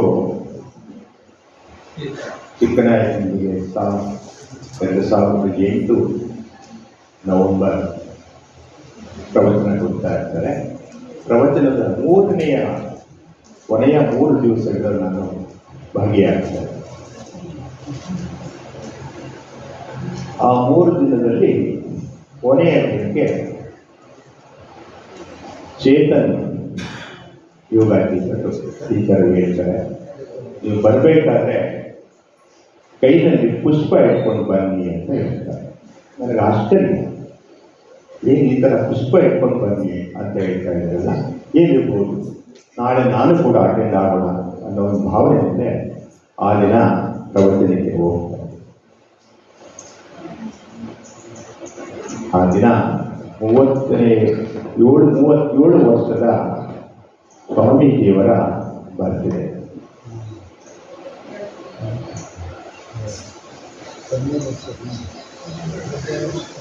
ಮೂವತ್ತೇಳು ವರ್ಷ ಯಾಕೆ ಕಳೆದ್ರು, ಯಾವ ರೀತಿ ಬಂದರು ಅಂತ ಹೇಳಿ ನನ್ನ ಮನಸ್ಸಿನಲ್ಲಿ ಆಗ ಉದ್ಭವ ಆಯಿತು. ಆದರೆ ಕಳೆದ ಒಂದು ದಿವಸ ಅವತ್ತು ಲಾಸ್ಟ್ ಅನೌನ್ಸ್ ಮಾಡ್ತಾರೆ, ನೀವು ಮಹಾಮನೆಗೆ ಬನ್ನಿ ಅಂತೇಳಿ 2 ಬಸ್ಸುಗಳ ಮುಖಾಂತರ ಮಹಾಮನೆಗೆ ಇಲ್ಲಿ ಬರ್ತಾರೆ. ಆಶ್ಚರ್ಯ, ಬರ್ತೀವಿ, ಹಾಡು ನಾಡು ಏನು ಗೊತ್ತಾಗ್ತಾ ಇಲ್ಲ, ಏನು ಇಲ್ಲಿ ಕರ್ಕೊಂಡ್ಬಂದೆ ಅಂತ ಬಸ್ ಡ್ರೈವರ್ ಹೇಳ್ತಾರೆ. ಏನು ಬಸ್ಸೇ ಬರ್ತಾ ಇಲ್ಲ, ಬಸ್ ಹೋಗಕ್ಕೆ ಆಗ್ತಾ ಇಲ್ಲ ಈ ಜಾಗದಲ್ಲಿ ಅಂತ ಹೇಳ್ತಾರೆ. ಬಂದು ನಿಲ್ತಾರೆ. ಆಗ 2005ರಲ್ಲಿ ಮಹಾಮನೆ ಪ್ರಾರಂಭ ಮಾಡಿಸಿರ್ತಾರೆ. ಇವರು ಬಂದು ಉಳ್ಕೊಳ್ತೀವಿ ಒಂದು ದಿವಸ ಮತ್ತೆ ಹೋಗ್ತೀವಿ. ಆದರೆ ಸ್ವಾಮೀಜಿಯವರ ಬಗ್ಗೆ ನನಗೆ ಸ್ವಲ್ಪ ಏನಾದರೂ ತಿಳ್ಕೊಳ್ಬೇಕಲ್ಲ ಅಂತ ಹೇಳಿ ಯೋಚನೆ ಮಾಡಿದಾಗ ಅವರ ಪ್ರವಚನ ಮಾಲಿಕೆ ಎಲ್ಲವನ್ನೂ ಕೂಡ ಸಾಧ್ಯವಾದಷ್ಟು ಮಟ್ಟಿಗೆ ಹೋಗಲೇಬೇಕು ಅಂತ ಹೇಳಿ ತುಮಕೂರು ಜಿಲ್ಲೆಯಲ್ಲಿ ನಡೆದ ಎಲ್ಲ ಕೂಡ ಹೋಗ್ತಾ ಇದೆ. ಕೊನೆಯ ದಿನದ ಆ ಒಂದು ಸಮಾರಂಭವನ್ನು ನಾನು ಅವರ ಪ್ರವಚನದ ಮುಖಾಂತರ ಕೇಳೋದಕ್ಕೆ ಇಷ್ಟಪಡ್ತಾ ಇದ್ದೆ. ಜೊತೆಗೆ ಒಂದು ಹಾಡು ಮಾತ್ರ ನನ್ನ ಮನಸ್ಸಿನ ಬದಲಾವಣೆ ಮಾಡಿ, ನಿನ್ನಾತ್ಮ ನಿಶ್ಚಲವಿರಲು ಪರಮಾತ್ಮ ನಿಶ್ಚಯವಿರಲು.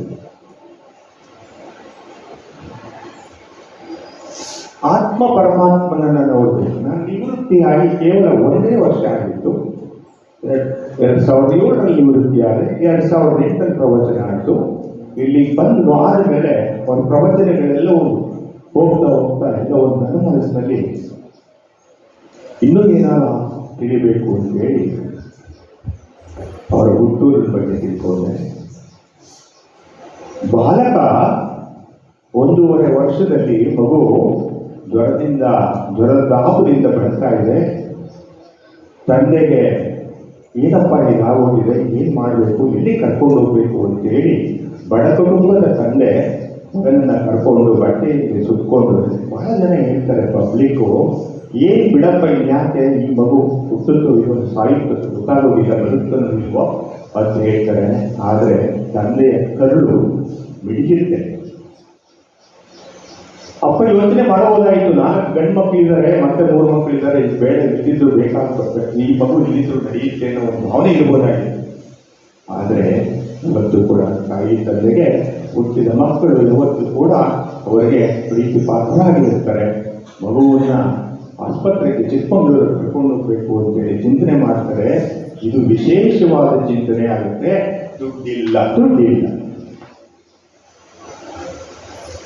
ಮನೆಯಲ್ಲಿ ರೈತ ಕುಟುಂಬ, ಒಂದು ಮಗು, ಒಂದು ಹಸು, ಒಂದು ಎತ್ತು ಮಾರಿಬಿಟ್ಟಿರ್ತಾರೆ.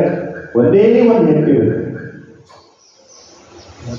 ಆ ಒಂದು ಎತ್ತನ್ನ ಮಾರ್ತಾರೆ, 1,000 ರೂಪಾಯಿ ದುಡ್ಡು ಸಿಗುತ್ತೆ. 1,000 ರೂಪಾಯಿ ತೆಗೆದುಕೊಂಡು ಚಿಕ್ಕಮಗಳೂರು ಹೋಗ್ತಾರೆ. ಆಸ್ಪತ್ರೆಯಲ್ಲಿ ಚಿಕಿತ್ಸೆ ಪಡೀತಾರೆ. ಡಾಕ್ಟ್ರ್ ಹೇಳ್ತಾರೆ ಮಗು ಉಳಿಯುತ್ತೆ, ಆದರೆ ಕಣ್ಣು ಬರೋದು ಕಷ್ಟ.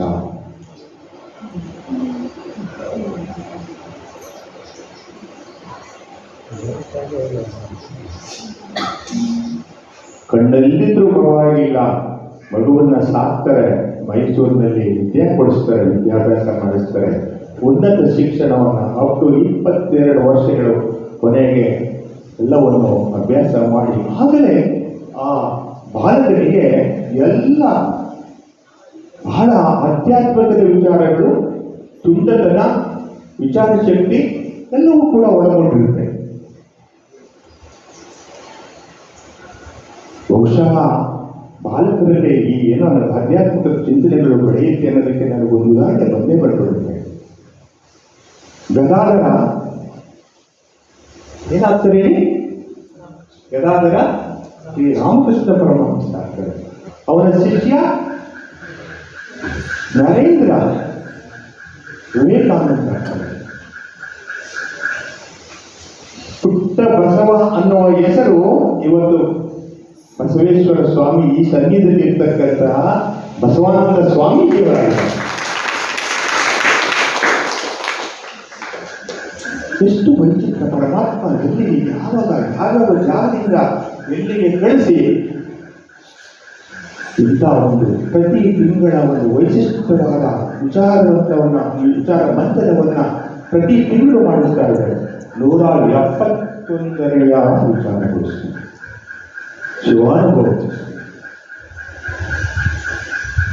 ಈ 171ರಲ್ಲೂ ಕೂಡ ವಿಶೇಷವಾಗಿ ಈ ಕಾಕತಾಳೀಯನ ಗೊತ್ತಿಲ್ಲ, ನಾನು ಹೇಳ್ಬಾರ್ದು, ಇವರು ಹೇಳಿದ್ದೀನಿ. ಸ್ವಾಮೀಜಿಯವರು ಹುಟ್ಟಿದ್ದು 1971. ಇವತ್ತು ಶಿವಾನುಭವ ಗೋಷ್ಠಿ 171. ಅದರ ಜೊತೆಯಲ್ಲಿ ನನ್ನ ವಯಸ್ಸು 70.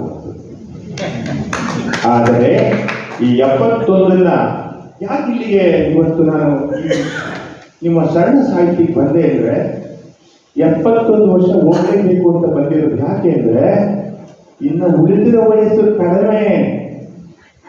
ಪ್ರಪಂಚದಲ್ಲಿ ಮನುಷ್ಯನ ವಯಸ್ಸು ನೀರು ಬಿಟ್ಟಿದೆ. 65ರ ನಂತರ ಮನುಷ್ಯನ ವಯಸ್ಸಲ್ಲ, ಅದು ಎಕ್ಸ್ಟೆನ್ಷನ್ ಇದೆ.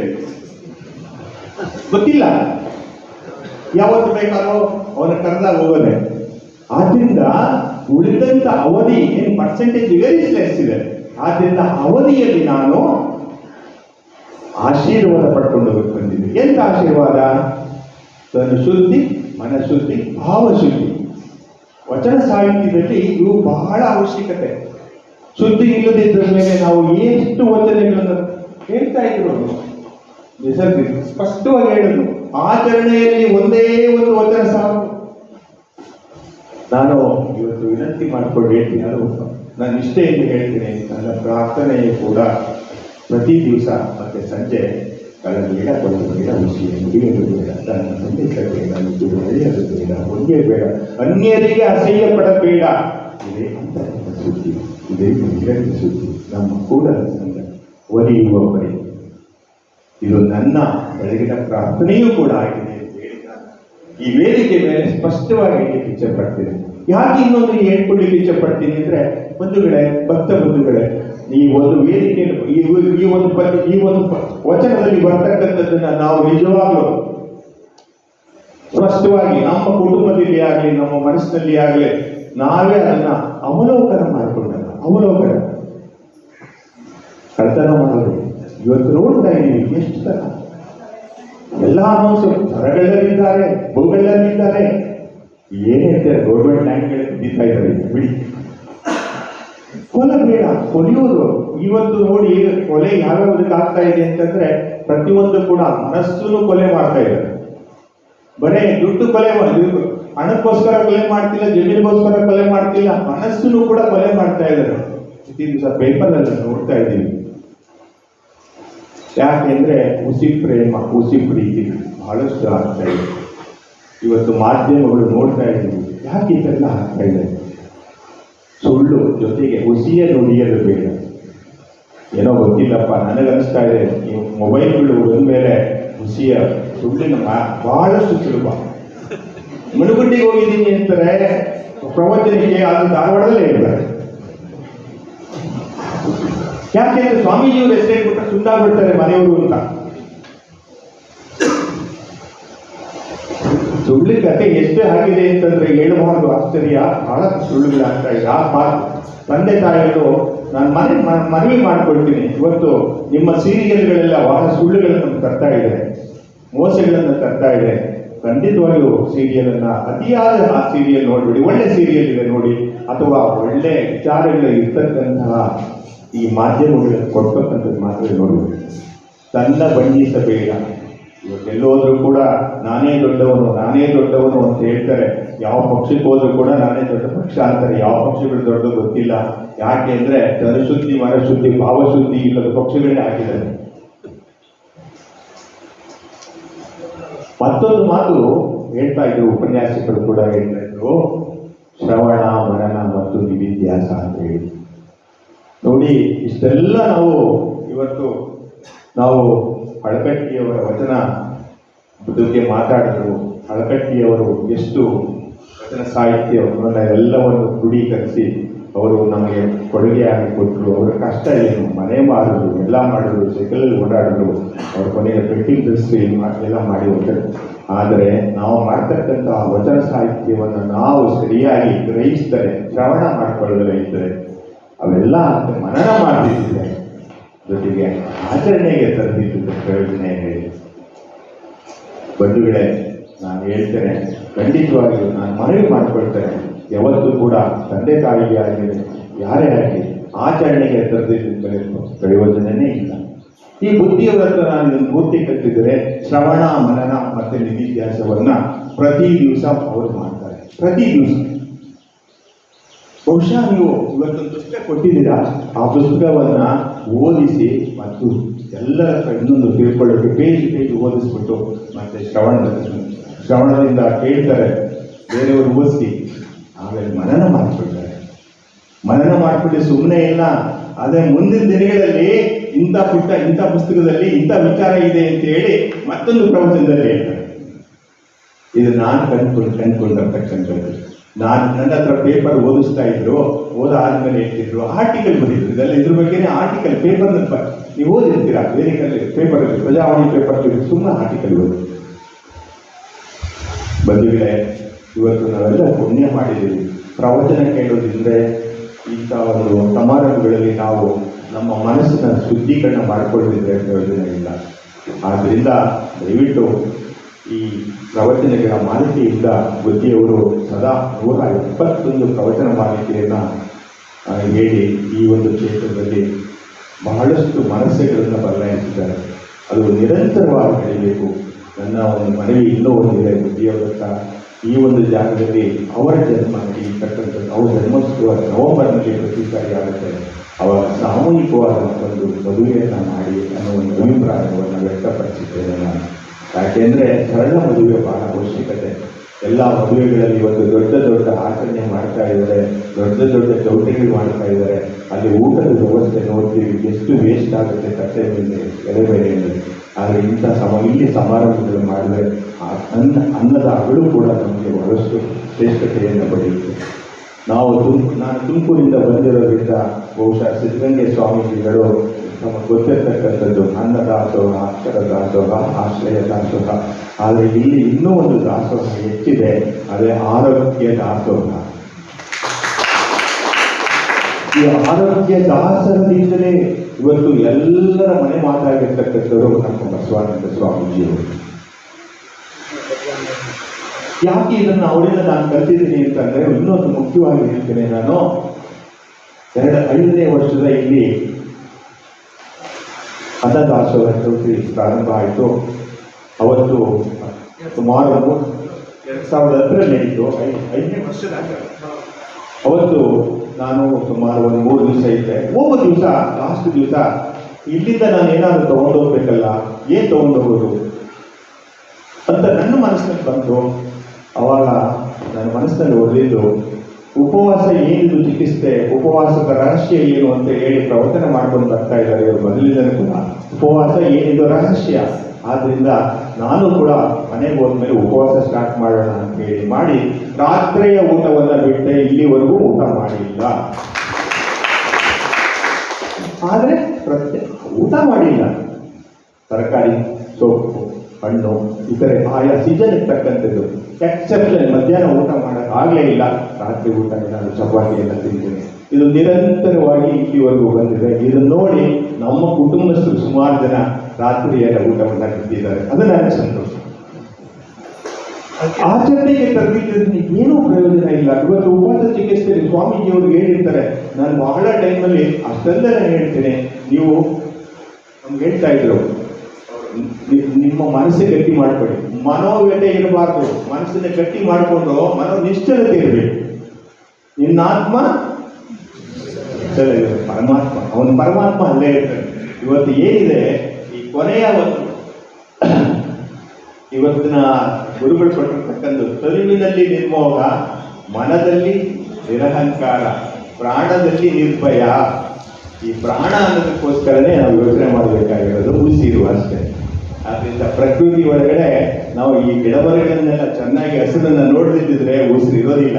ಯಾಕೆ ನಾನು ಹೇಳ್ತಾ ಇದ್ದೀನಿ ಅಂದರೆ, ನಾನು ನಿರಂತರವಾಗಿ ಇಲ್ಲಿವರೆಗೂ ಕೂಡ ಮರಗಳನ್ನ ಬೆಳೆಸ್ಕೊಂಡೇ ಬಂದಿದ್ದೀನಿ. ಸಾವಿರಾರು ಮರಗಳು ಬೆಳೆಸ್ತಾ ಇದ್ದೀನಿ. ಇವತ್ತು ಕೂಡ ನನ್ನ ಒಂದು ಅರ್ಧ ಎಕರೆ ಒಳಗಡೆ 70 ಥರ ಗಿಡಗಳಿಟ್ಟಿದ್ದೀನಿ. ಅರ್ಧ ಎಕರೆಯಲ್ಲಿ 70 ಥರ. ಯಾಕೆ ರೈತರಿಗೆ ನನಗೆ ಯಾಕೆಂದ್ರೆ ಅನುಭವವಿಲ್ಲದೆ ಹೇಳ್ಬಾರ್ದು. ನಾನು ಸ್ವಯಂ ಪ್ರೇರಣೆ ಅನುಭವ ಪಟ್ಟು ನಿಮಗೆ ಕೇಳಬೇಕಾಗುತ್ತೆ. ರೈತ ಕುಟುಂಬದಿಂದ ಬಂದರೂ ಕೂಡ ರೈತ ಕುಟುಂಬದಲ್ಲಿ ರೈತರ ಜೊತೆ ಒಳಗಡೆ ಇರೋದ್ರಿಂದ ನಿಮ್ಮ ಹತ್ರ ಹೇಳ್ತೇನೆ, ದಯವಿಟ್ಟು ಒಕ್ಕಲಿಗ ಲೆಕ್ಕವಿಲ್ಲದೆ ಕೆಳಬೇಡ. ಲೆಕ್ಕ ಇಟ್ಟಿಗೆಲ್ರಿ, ಆದ್ರೆ ಲೆಕ್ಕ ಇಡೋದೇ ಇಲ್ಲ ನೀವು. ಎಲ್ಲ ಫೇಲ್ ಆಗ್ತಾ ಇದೆ. ಆದರೆ ಸಂತೋಷ ಅಂದರೆ ಇವತ್ತು ನಾವು ಧಾರವಾಡ ನೆನ್ನೆ ಟ್ರೈನಲ್ಲಿಂದ ಬರ್ತಾ ಇದ್ದೀನಿ. ಎಲ್ಲೂ ಕೂಡ ನಿಮ್ಮ ಕಡೆ ಬೋರ್ ಹೆಚ್ಚಿಲ್ಲ, ಬಹಳ ಕಡಿಮೆ ಇದೆ ನಿಮ್ಮ ಕಡೆ. ಬಹಳ ಸಂತೋಷದ ವಿಷಯ. ಡಾಕ್ಟರ್ಗಳ ಉಳುಮೆಗಳು ಕಡಿಮೆ ಮಾಡ್ತಾ ಇದ್ದೀರಾ, ಪರವಾಗಿಲ್ಲ. ನಮ್ಮ ಕಡೆ ಹಾಗಾಗಿಲ್ಲ. ಎಲ್ಲ ಕಡೆ ಒಕ್ಕಲಿಗ ಸಾಹಿತ್ಯ ಯಾವ ಇವತ್ತೆಲ್ಲ ಆತ್ಮಹತ್ಯೆ ಯಾಕೆ ಮಾಡ್ಕೊಳ್ತಾ ಇದ್ದಾರೆ ಅಂದರೆ ಲೆಕ್ಕ ಇಟ್ಟಿಲ್ಲ, ಅದಕ್ಕೆ ಆತ್ಮಹತ್ಯೆ ಮಾಡ್ತಾರೆ.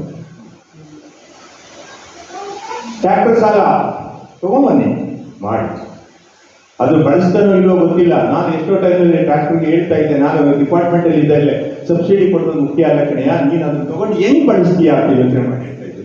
ನಿನಗೆ ಬರ್ತಕ್ಕಂಥದ್ದು ನೋಡಿ, ಒಂದೇ ಒಂದು ಉದಾಹರಣೆ ನಿಮ್ಮ ಹತ್ರ ಹೇಳಲಿಕ್ಕೆ ಹೋಗ್ತೀನಿ. 60,000 ರೂಪಾಯಿ ಇವತ್ತು ಸಬ್ಸಿಡಿ ಬರುತ್ತೆ. ಮಿಕ್ಕಿದ ದುಡ್ಡನ್ನು ಎಷ್ಟು? 1,50,000. 1,50,000 ಎತ್ತಂತೀರಾ? ಪಕ್ಕದ ಮನೆಯವರ ಹತ್ರನೋ ದುಡ್ಡಿರೋದ್ರ ತರಬೇಕು, ಬ್ಯಾಂಕಲ್ಲಿ ಕೊಡಲ್ಲ. ಅವಾಗ ಏನು ಮಾಡ್ತೀರಾ? 1% ಅಂತಂದ್ರೆ ದುಡ್ಡು ಎಷ್ಟಾಯ್ತು? 1,50,000 ಅಂತ ಹೇಳ್ತಾ ಇದೆ. 1% 1,50,000 ಎಷ್ಟಾಗುತ್ತೆ ಪ್ರತಿ ತಿಂಗಳು? 1% ಅಂದ್ರೆ ಹೇಳಿ, 1% 1,50,000 ಎಷ್ಟಾಗುತ್ತೆ? ಒಂದು ತಿಂಗಳಿಗೆ 1% ಅಂದ್ರೆ ವರ್ಷಕ್ಕೆ ಅಯ್ಯೋ 1% ಒಂದು ತಿಂಗಳಿಗೆ 1,00,000ಕ್ಕೆ ಲೆಕ್ಕ ಹಾಕೊಳ್ಳಿ. ನಾನು ಹೇಳ್ತೀನಿ, 3 ಎಕರೆ ಜಮೀನಿಗೆ 2 ಸರಿ ಉಳುಮೆ ಮಾಡಬೇಕಾದ್ರೆ 350 ರೂಪಾಯಿ ಗಂಟೆಗೆ ಅಂತಂದ್ರೆ 3 ಗಂಟೆ ಅಂತ ಹೇಳಿ 3 ಅದು ಮಾಡಿದ್ರು ಕೂಡ ನಿನಗೆ 5,500 ನೀವು ಹೋಗೋದೇ ಇಲ್ಲ. ಇನ್ನು ಉಳಿದೋಗಿದೆ ಎಷ್ಟು? ಅಷ್ಟು ದುಡ್ಡು ಉಳಿಯುತ್ತೆ, ಅದು ಬೇರೆ. ಆದರೆ ಟ್ರ್ಯಾಕ್ಟರ್ ತಂದ್ರೆ ನೀವು ಒಬ್ಬ ಡ್ರೈವರ್ ತರಬೇಕು, ಅದು ಹಾಕ್ತಿದ್ದಂಗೆ ಪೆಟ್ರೋಲ್ ತರಬೇಕು ಅಥವಾ ಡೀಸೆಲ್ ತರಬೇಕು, ಇವೆಲ್ಲವೂ ಕೂಡ ಇರ್ತವೆ. ಆದರೆ ಒಕ್ಕಲಿಗ ಅವೆಲ್ಲ ಯೋಚನೆ ಮಾಡೋದಿಲ್ಲ. ಅವನು ಮಾಡಿದ ನಾನು ಮಾಡಿದೆ, ನಮ್ಗೆ 1 ಇಂಚು ನೀರು ಸಿಕ್ಕಿದೆ ನನಗೂ ಸಿಗುತ್ತೆ ಅಂತ ಹೇಳಿ ಇವತ್ತು ಎಲ್ಲ ಕಡೆ ಕೂಡ 10ರಿಂದ 12 ಬೋರ್ಗಳು ಹಾಕ್ತಿರೋ ಉದಾಹರಣೆಗಳನ್ನು ನಾನು ನೋಡಿದ್ದೇನೆ. ದಯವಿಟ್ಟು ರೈತಾಪಿ ವರ್ಗದವರು ಇವೆಲ್ಲ ಗಮನಿಸ್ಕೊಳ್ಳಿ. ಬೋರ್ ಹಾಕ್ತಿದ್ದು ತಪ್ಪು ಅಂತ ಹೇಳಲ್ಲ, ಎಲ್ಲಿ ನೀರು ಸಿಗುತ್ತೆ. ಇವತ್ತು 1,000 ಅಡಿವರೆಗೂ ನೀರು ಸಿಗ್ತಾ ಇಲ್ಲ. ಅದರಿಂದ ಕಳಕಳಿ ಪ್ರಕೃತಿಗತವಾಗಿ ಮಳೆ ಬರ್ತಕ್ಕಂಥದ್ದು 8,000 mm ಎಲ್ಲಿ ಬರುತ್ತೋ ಅಲ್ಲಿ ನಾವು ಪರವಾಗಿಲ್ಲ ಅಷ್ಟೇ ಬೆಳಿಬೋದು. ಆದರೆ ಇವತ್ತು ಡ್ರೈ ಬೆಲ್ಟಲ್ಲಿ ಕೂಡ 400ರಿಂದ 470 mm ಮಳೆ ಬರ್ತದೆ. ಅಂಥ ಕಡೆ ಎಲ್ಲ ಅಡಿಕೆ ಇಟ್ಟಿದ್ದಾರೆ. 2 ವರ್ಷ ಮಳೆ ಬರ್ತಿದ್ದಿದ್ರೆ ಎಲ್ಲವೂ ನಾಶವಾಗುತ್ತೆ. ಅವಾಗ ರೈತ ತಂತಾನಾಗಿ ಸಾಲ ಮಾಡೋದು ಕಷ್ಟ, ಬೆಳೆನೂ ಬರೋದಿಲ್ಲ. ಇದೆಲ್ಲ ಯೋಚನೆ ಮಾಡಬೇಕು. ಯಾಕೆಂದರೆ ನಾವು ಆಸೆ ಅನ್ನೋದಿದೆಯಲ್ಲ, ನಾವು ಮಾತ್ರ ಹೇಳ್ತೀವಿ ಬುದ್ಧ ಬಸವ ಅಂತ. ಬುದ್ಧ ಕೊಟ್ಟಿದ್ದ ತತ್ವ ಮಾತ್ರ ಆಸೆ ಕೊನೆನೇ ಇಲ್ಲ.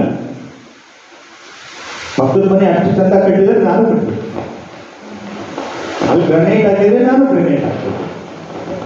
ಇಂಥ ಚಿಂತನೆಗಳು ಆಸೆಗೆ ಕೊನೆಯೇ ಇಲ್ಲ. ಆದ್ರಿಂದ ಇಂಥ ಆಸೆಗಳಿಂದ ಬಸವ ಬಸವನ ಯಾವತ್ತೂ ಕೂಡ ಬಸವಣ್ಣವರು ಮರಿಬಾರದು. ಬಸವ ತತ್ವವನ್ನು ಕಾಯಕವೇ ಕೈಲಾಸ. ನಾನು ಇವತ್ತು ವಿನಂತಿಸ್ಕೊಳ್ತೇನೆ, ನನ್ನ ಕೊನೆಯ ಎಲ್ಲಿವರೆಗೂ ಇರುತ್ತೋ ಅಲ್ಲಿ ನಾನು ಕಾಯ್ದುಕೊಂಡಿರೋ ರೀತಿಯಲ್ಲಿ ನನಗೆ ಅನುಗ್ರಹ ಮಾಡಪ್ಪ ಅಂತ ತಿಳ್ಕೊಳ್ತೀನಿ ಪರಮಾತ್ಮನಿಗೆ. ಯಾಕೆಂದರೆ ನಮ್ಮ ನಿಜವಾದ ಒಂದು ಗುರಿ ಹಾಕಬೇಕು. ಕಾಯಕರು ಇದ್ದಿದ್ರೆ ಮನುಷ್ಯ ಆಗ್ತದೆ. ಯಂತ್ರಗಳು ಓಡಾಡಬೇಕು. ಈ ದೇಹದಲ್ಲಿ ದೇಹ ಯಂತ್ರ ಇರ್ತವೆ, ಚಕ್ರಗಳಿದ್ದಾವೆ. ನಮಗೆ ಮೂಲಾಧಾರ ಶಸ್ತ್ರ ಚಕ್ರ ಹೊರಟು ಆ ಚಕ್ರಗಳನ್ನು ಕೆಲಸ ಮಾಡ್ಕೊಳ್ಬೇಕಾಗುತ್ತೆ.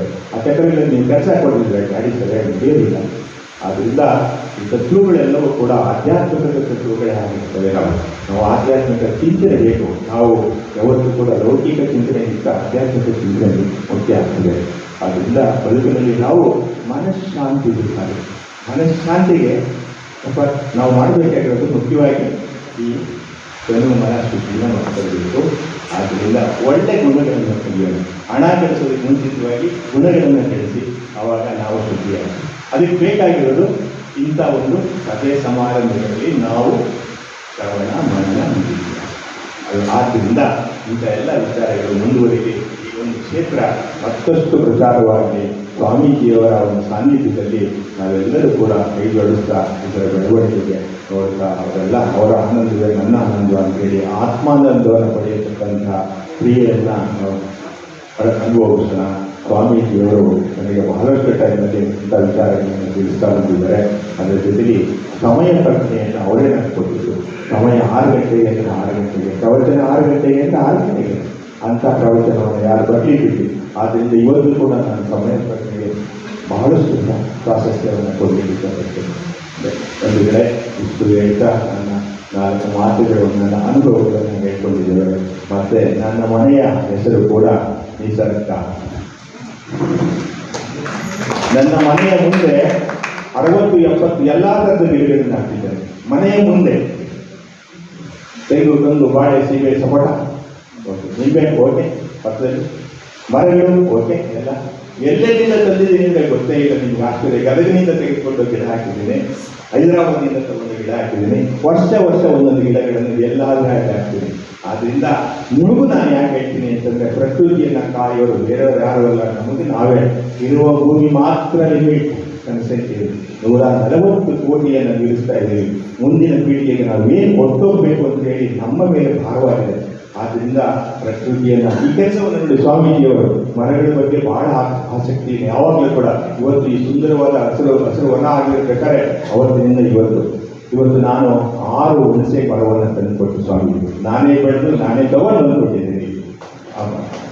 ಇಲ್ಲಿ ಒಂದು ಹಸಿರು ಮರನೂ ಹಾಕಿದ್ದೇನೆ. ಬಹಳ ವರ್ಷ ನಿಮಗೆ ಗೊತ್ತಿರತಕ್ಕಂಥದ್ದು. ಓದಿ ಕಡೆ ಎಲ್ಲ ನಾನೇ ಬೆಳೆದು ಕೊಡ್ತಾ ಇರ್ತೇನೆ. ಆದ್ದರಿಂದ ನೀವು ಕೂಡ ಕೈ ಜೋಡಿಸಿ ಪರಿಸರವನ್ನು ನಾವು ಯಾವತ್ತೂ ಕೂಡ ನಮಗೆ ನಾವೇ ಪರಿಸರವನ್ನು ಕಾಪಾಡ್ಕೊಳ್ಬೇಕು. ಬೇರೆಯವರು ಯಾರೂ ಬರೋದಿಲ್ಲ. ನೀವು ಎಲ್ಲೆಲ್ಲಿ ಸಾಧ್ಯ ಇದೆಯೋ ನಿಮ್ಮ ಮಕ್ಕಳು ಹುಟ್ಟಿದ ದಿನಕ್ಕೆ ಒಂದು ಮರ ಹಾಕ್ತೀವಿ.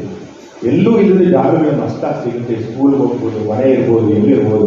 ಪರಿಸರ ಕಾಯುವುದು ನಮ್ಮೆಲ್ಲರ ಕರ್ತವ್ಯ ಅಂತ ಕೇಳ್ಕೊಳ್ಬೇಕು. ಆ ನಿಟ್ಟಿನೊಳಗಡೆ ನಾವೆಲ್ಲರೂ ಕೂಡ ಸಂತೋಷವಾಗಿರಬೇಕು, ಆನಂದವಾಗಿರಬೇಕು ಅನ್ನೋದಿದ್ರೆ ಈ ನಮ್ಮ ಶರೀರವನ್ನು ಅರ್ಥ ಮಾಡ್ಕೋಬೇಕು. ಸ್ಥೂಲ ಶರೀರ, ಸೂಕ್ಷ್ಮ ಶರೀರ, ಕಾರಣ ಶರೀರ ಅಂತ 3 ಶರೀರದ ಚಿಂತೆಗಳನ್ನು ಮಾಡಬೇಕಾಗುತ್ತೆ. ಆದ್ದರಿಂದ ಈ ಸದ್ಗುಣಗಳನ್ನು ಅರ್ಥ ಮಾಡೋಣ, ಸತ್ವಗುಣಗಳನ್ನು ನಾವು ಪಡ್ಕೊಳ್ಳೋಣ, ಬೇರೆ ರಜೋಗುಣಗಳನ್ನೆಲ್ಲ ಹೊರಗಡೆ ಹಾಕೋಣ ಅಂತ ಹೇಳ್ಕೊಳ್ತಾ ನನ್ನ ಈ 2 ನುಡಿಗಳಿಗೆ ನವನವನ್ನು ತುರಿಸ್ತಾ ಹೇಳ್ತಾ ನನ್ನ ನವನಗಳನ್ನು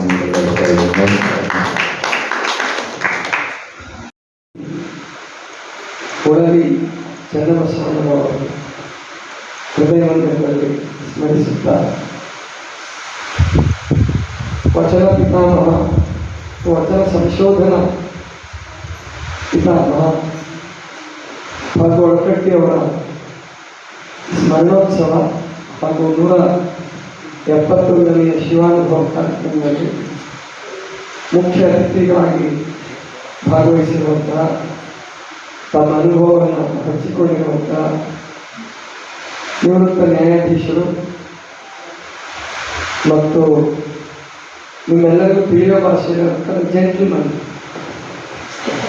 ಅವ್ರ ಸ್ವಭಾವ, ಅವ್ರ ನಡೆನುಡಿ, ಒಬ್ಬ ನಿಜವಾದ ಜೆಂಟ್ಲ್ಮನ್ ಅಂತ ಒಬ್ಬ ನ್ಯಾಯಾಧೀಶರಾದಂಥ ಸನ್ಮಾನ್ಯ ಶ್ರೀ D.T. ದೇವೇಂದ್ರ ಅವರೇ ಹಾಗೂ ಸಾಧಕರು, ಪರಿಸರವಾದಿಗಳು ನಿಜವಾದ ನಡೆನುಡಿ ಅಳವಡಿಸಿಕೊಂಡು ಅಲ್ಲಮಪ್ರಭುಗಳ ವಚನದ ಪ್ರಭಾವದಿಂದ ಶುದ್ಧವಾದ ಬದುಕನ್ನು ರೂಪಿಸಿಕೊಂಡಿರುವಂಥ ಸನ್ಮಾನ್ಯ ಶ್ರೀ ಪ್ರಕಾಶ್ ಭಟ್ ಅವರು, ಸಾಧಕ ಜೀವಿಗಳು, ನಿವೃತ್ತ ಪ್ರಾಚಾರ್ಯರು, ಭಕ್ತಿಜೀವಿಗಳು ಅಂತ ಸನ್ಮಾನ್ಯ ಶ್ರೀ C.K. ವಡ್ಕರ್ ಅವರೇ ಹಾಗೂ ಆತ್ಮೀಯರು, ನಿಜವಾದ ಕೃಷಿಕರು. ಅವರು ಕೃಷಿ ಇಲಾಖೆಯಲ್ಲಿ ಉಪನಿರ್ದೇಶಕರಾಗಿ ರಿಟೈರ್ಡ್ ಆಗಿದ್ದಾರೆ. ಸ್ವಂತ ಅವರು ವಾಲಂಟಿಯರ್ ರಿಟೈರ್ಮೆಂಟ್ ತೊಗೊಂಡ್ರು. ಇನ್ನೂ 3 ವರ್ಷ ಇತ್ತು. ಅವರು 55 ವರ್ಷಕ್ಕೆ ರಿಟೈರ್ಮೆಂಟ್ ತೊಗೊಂಡ್ರು.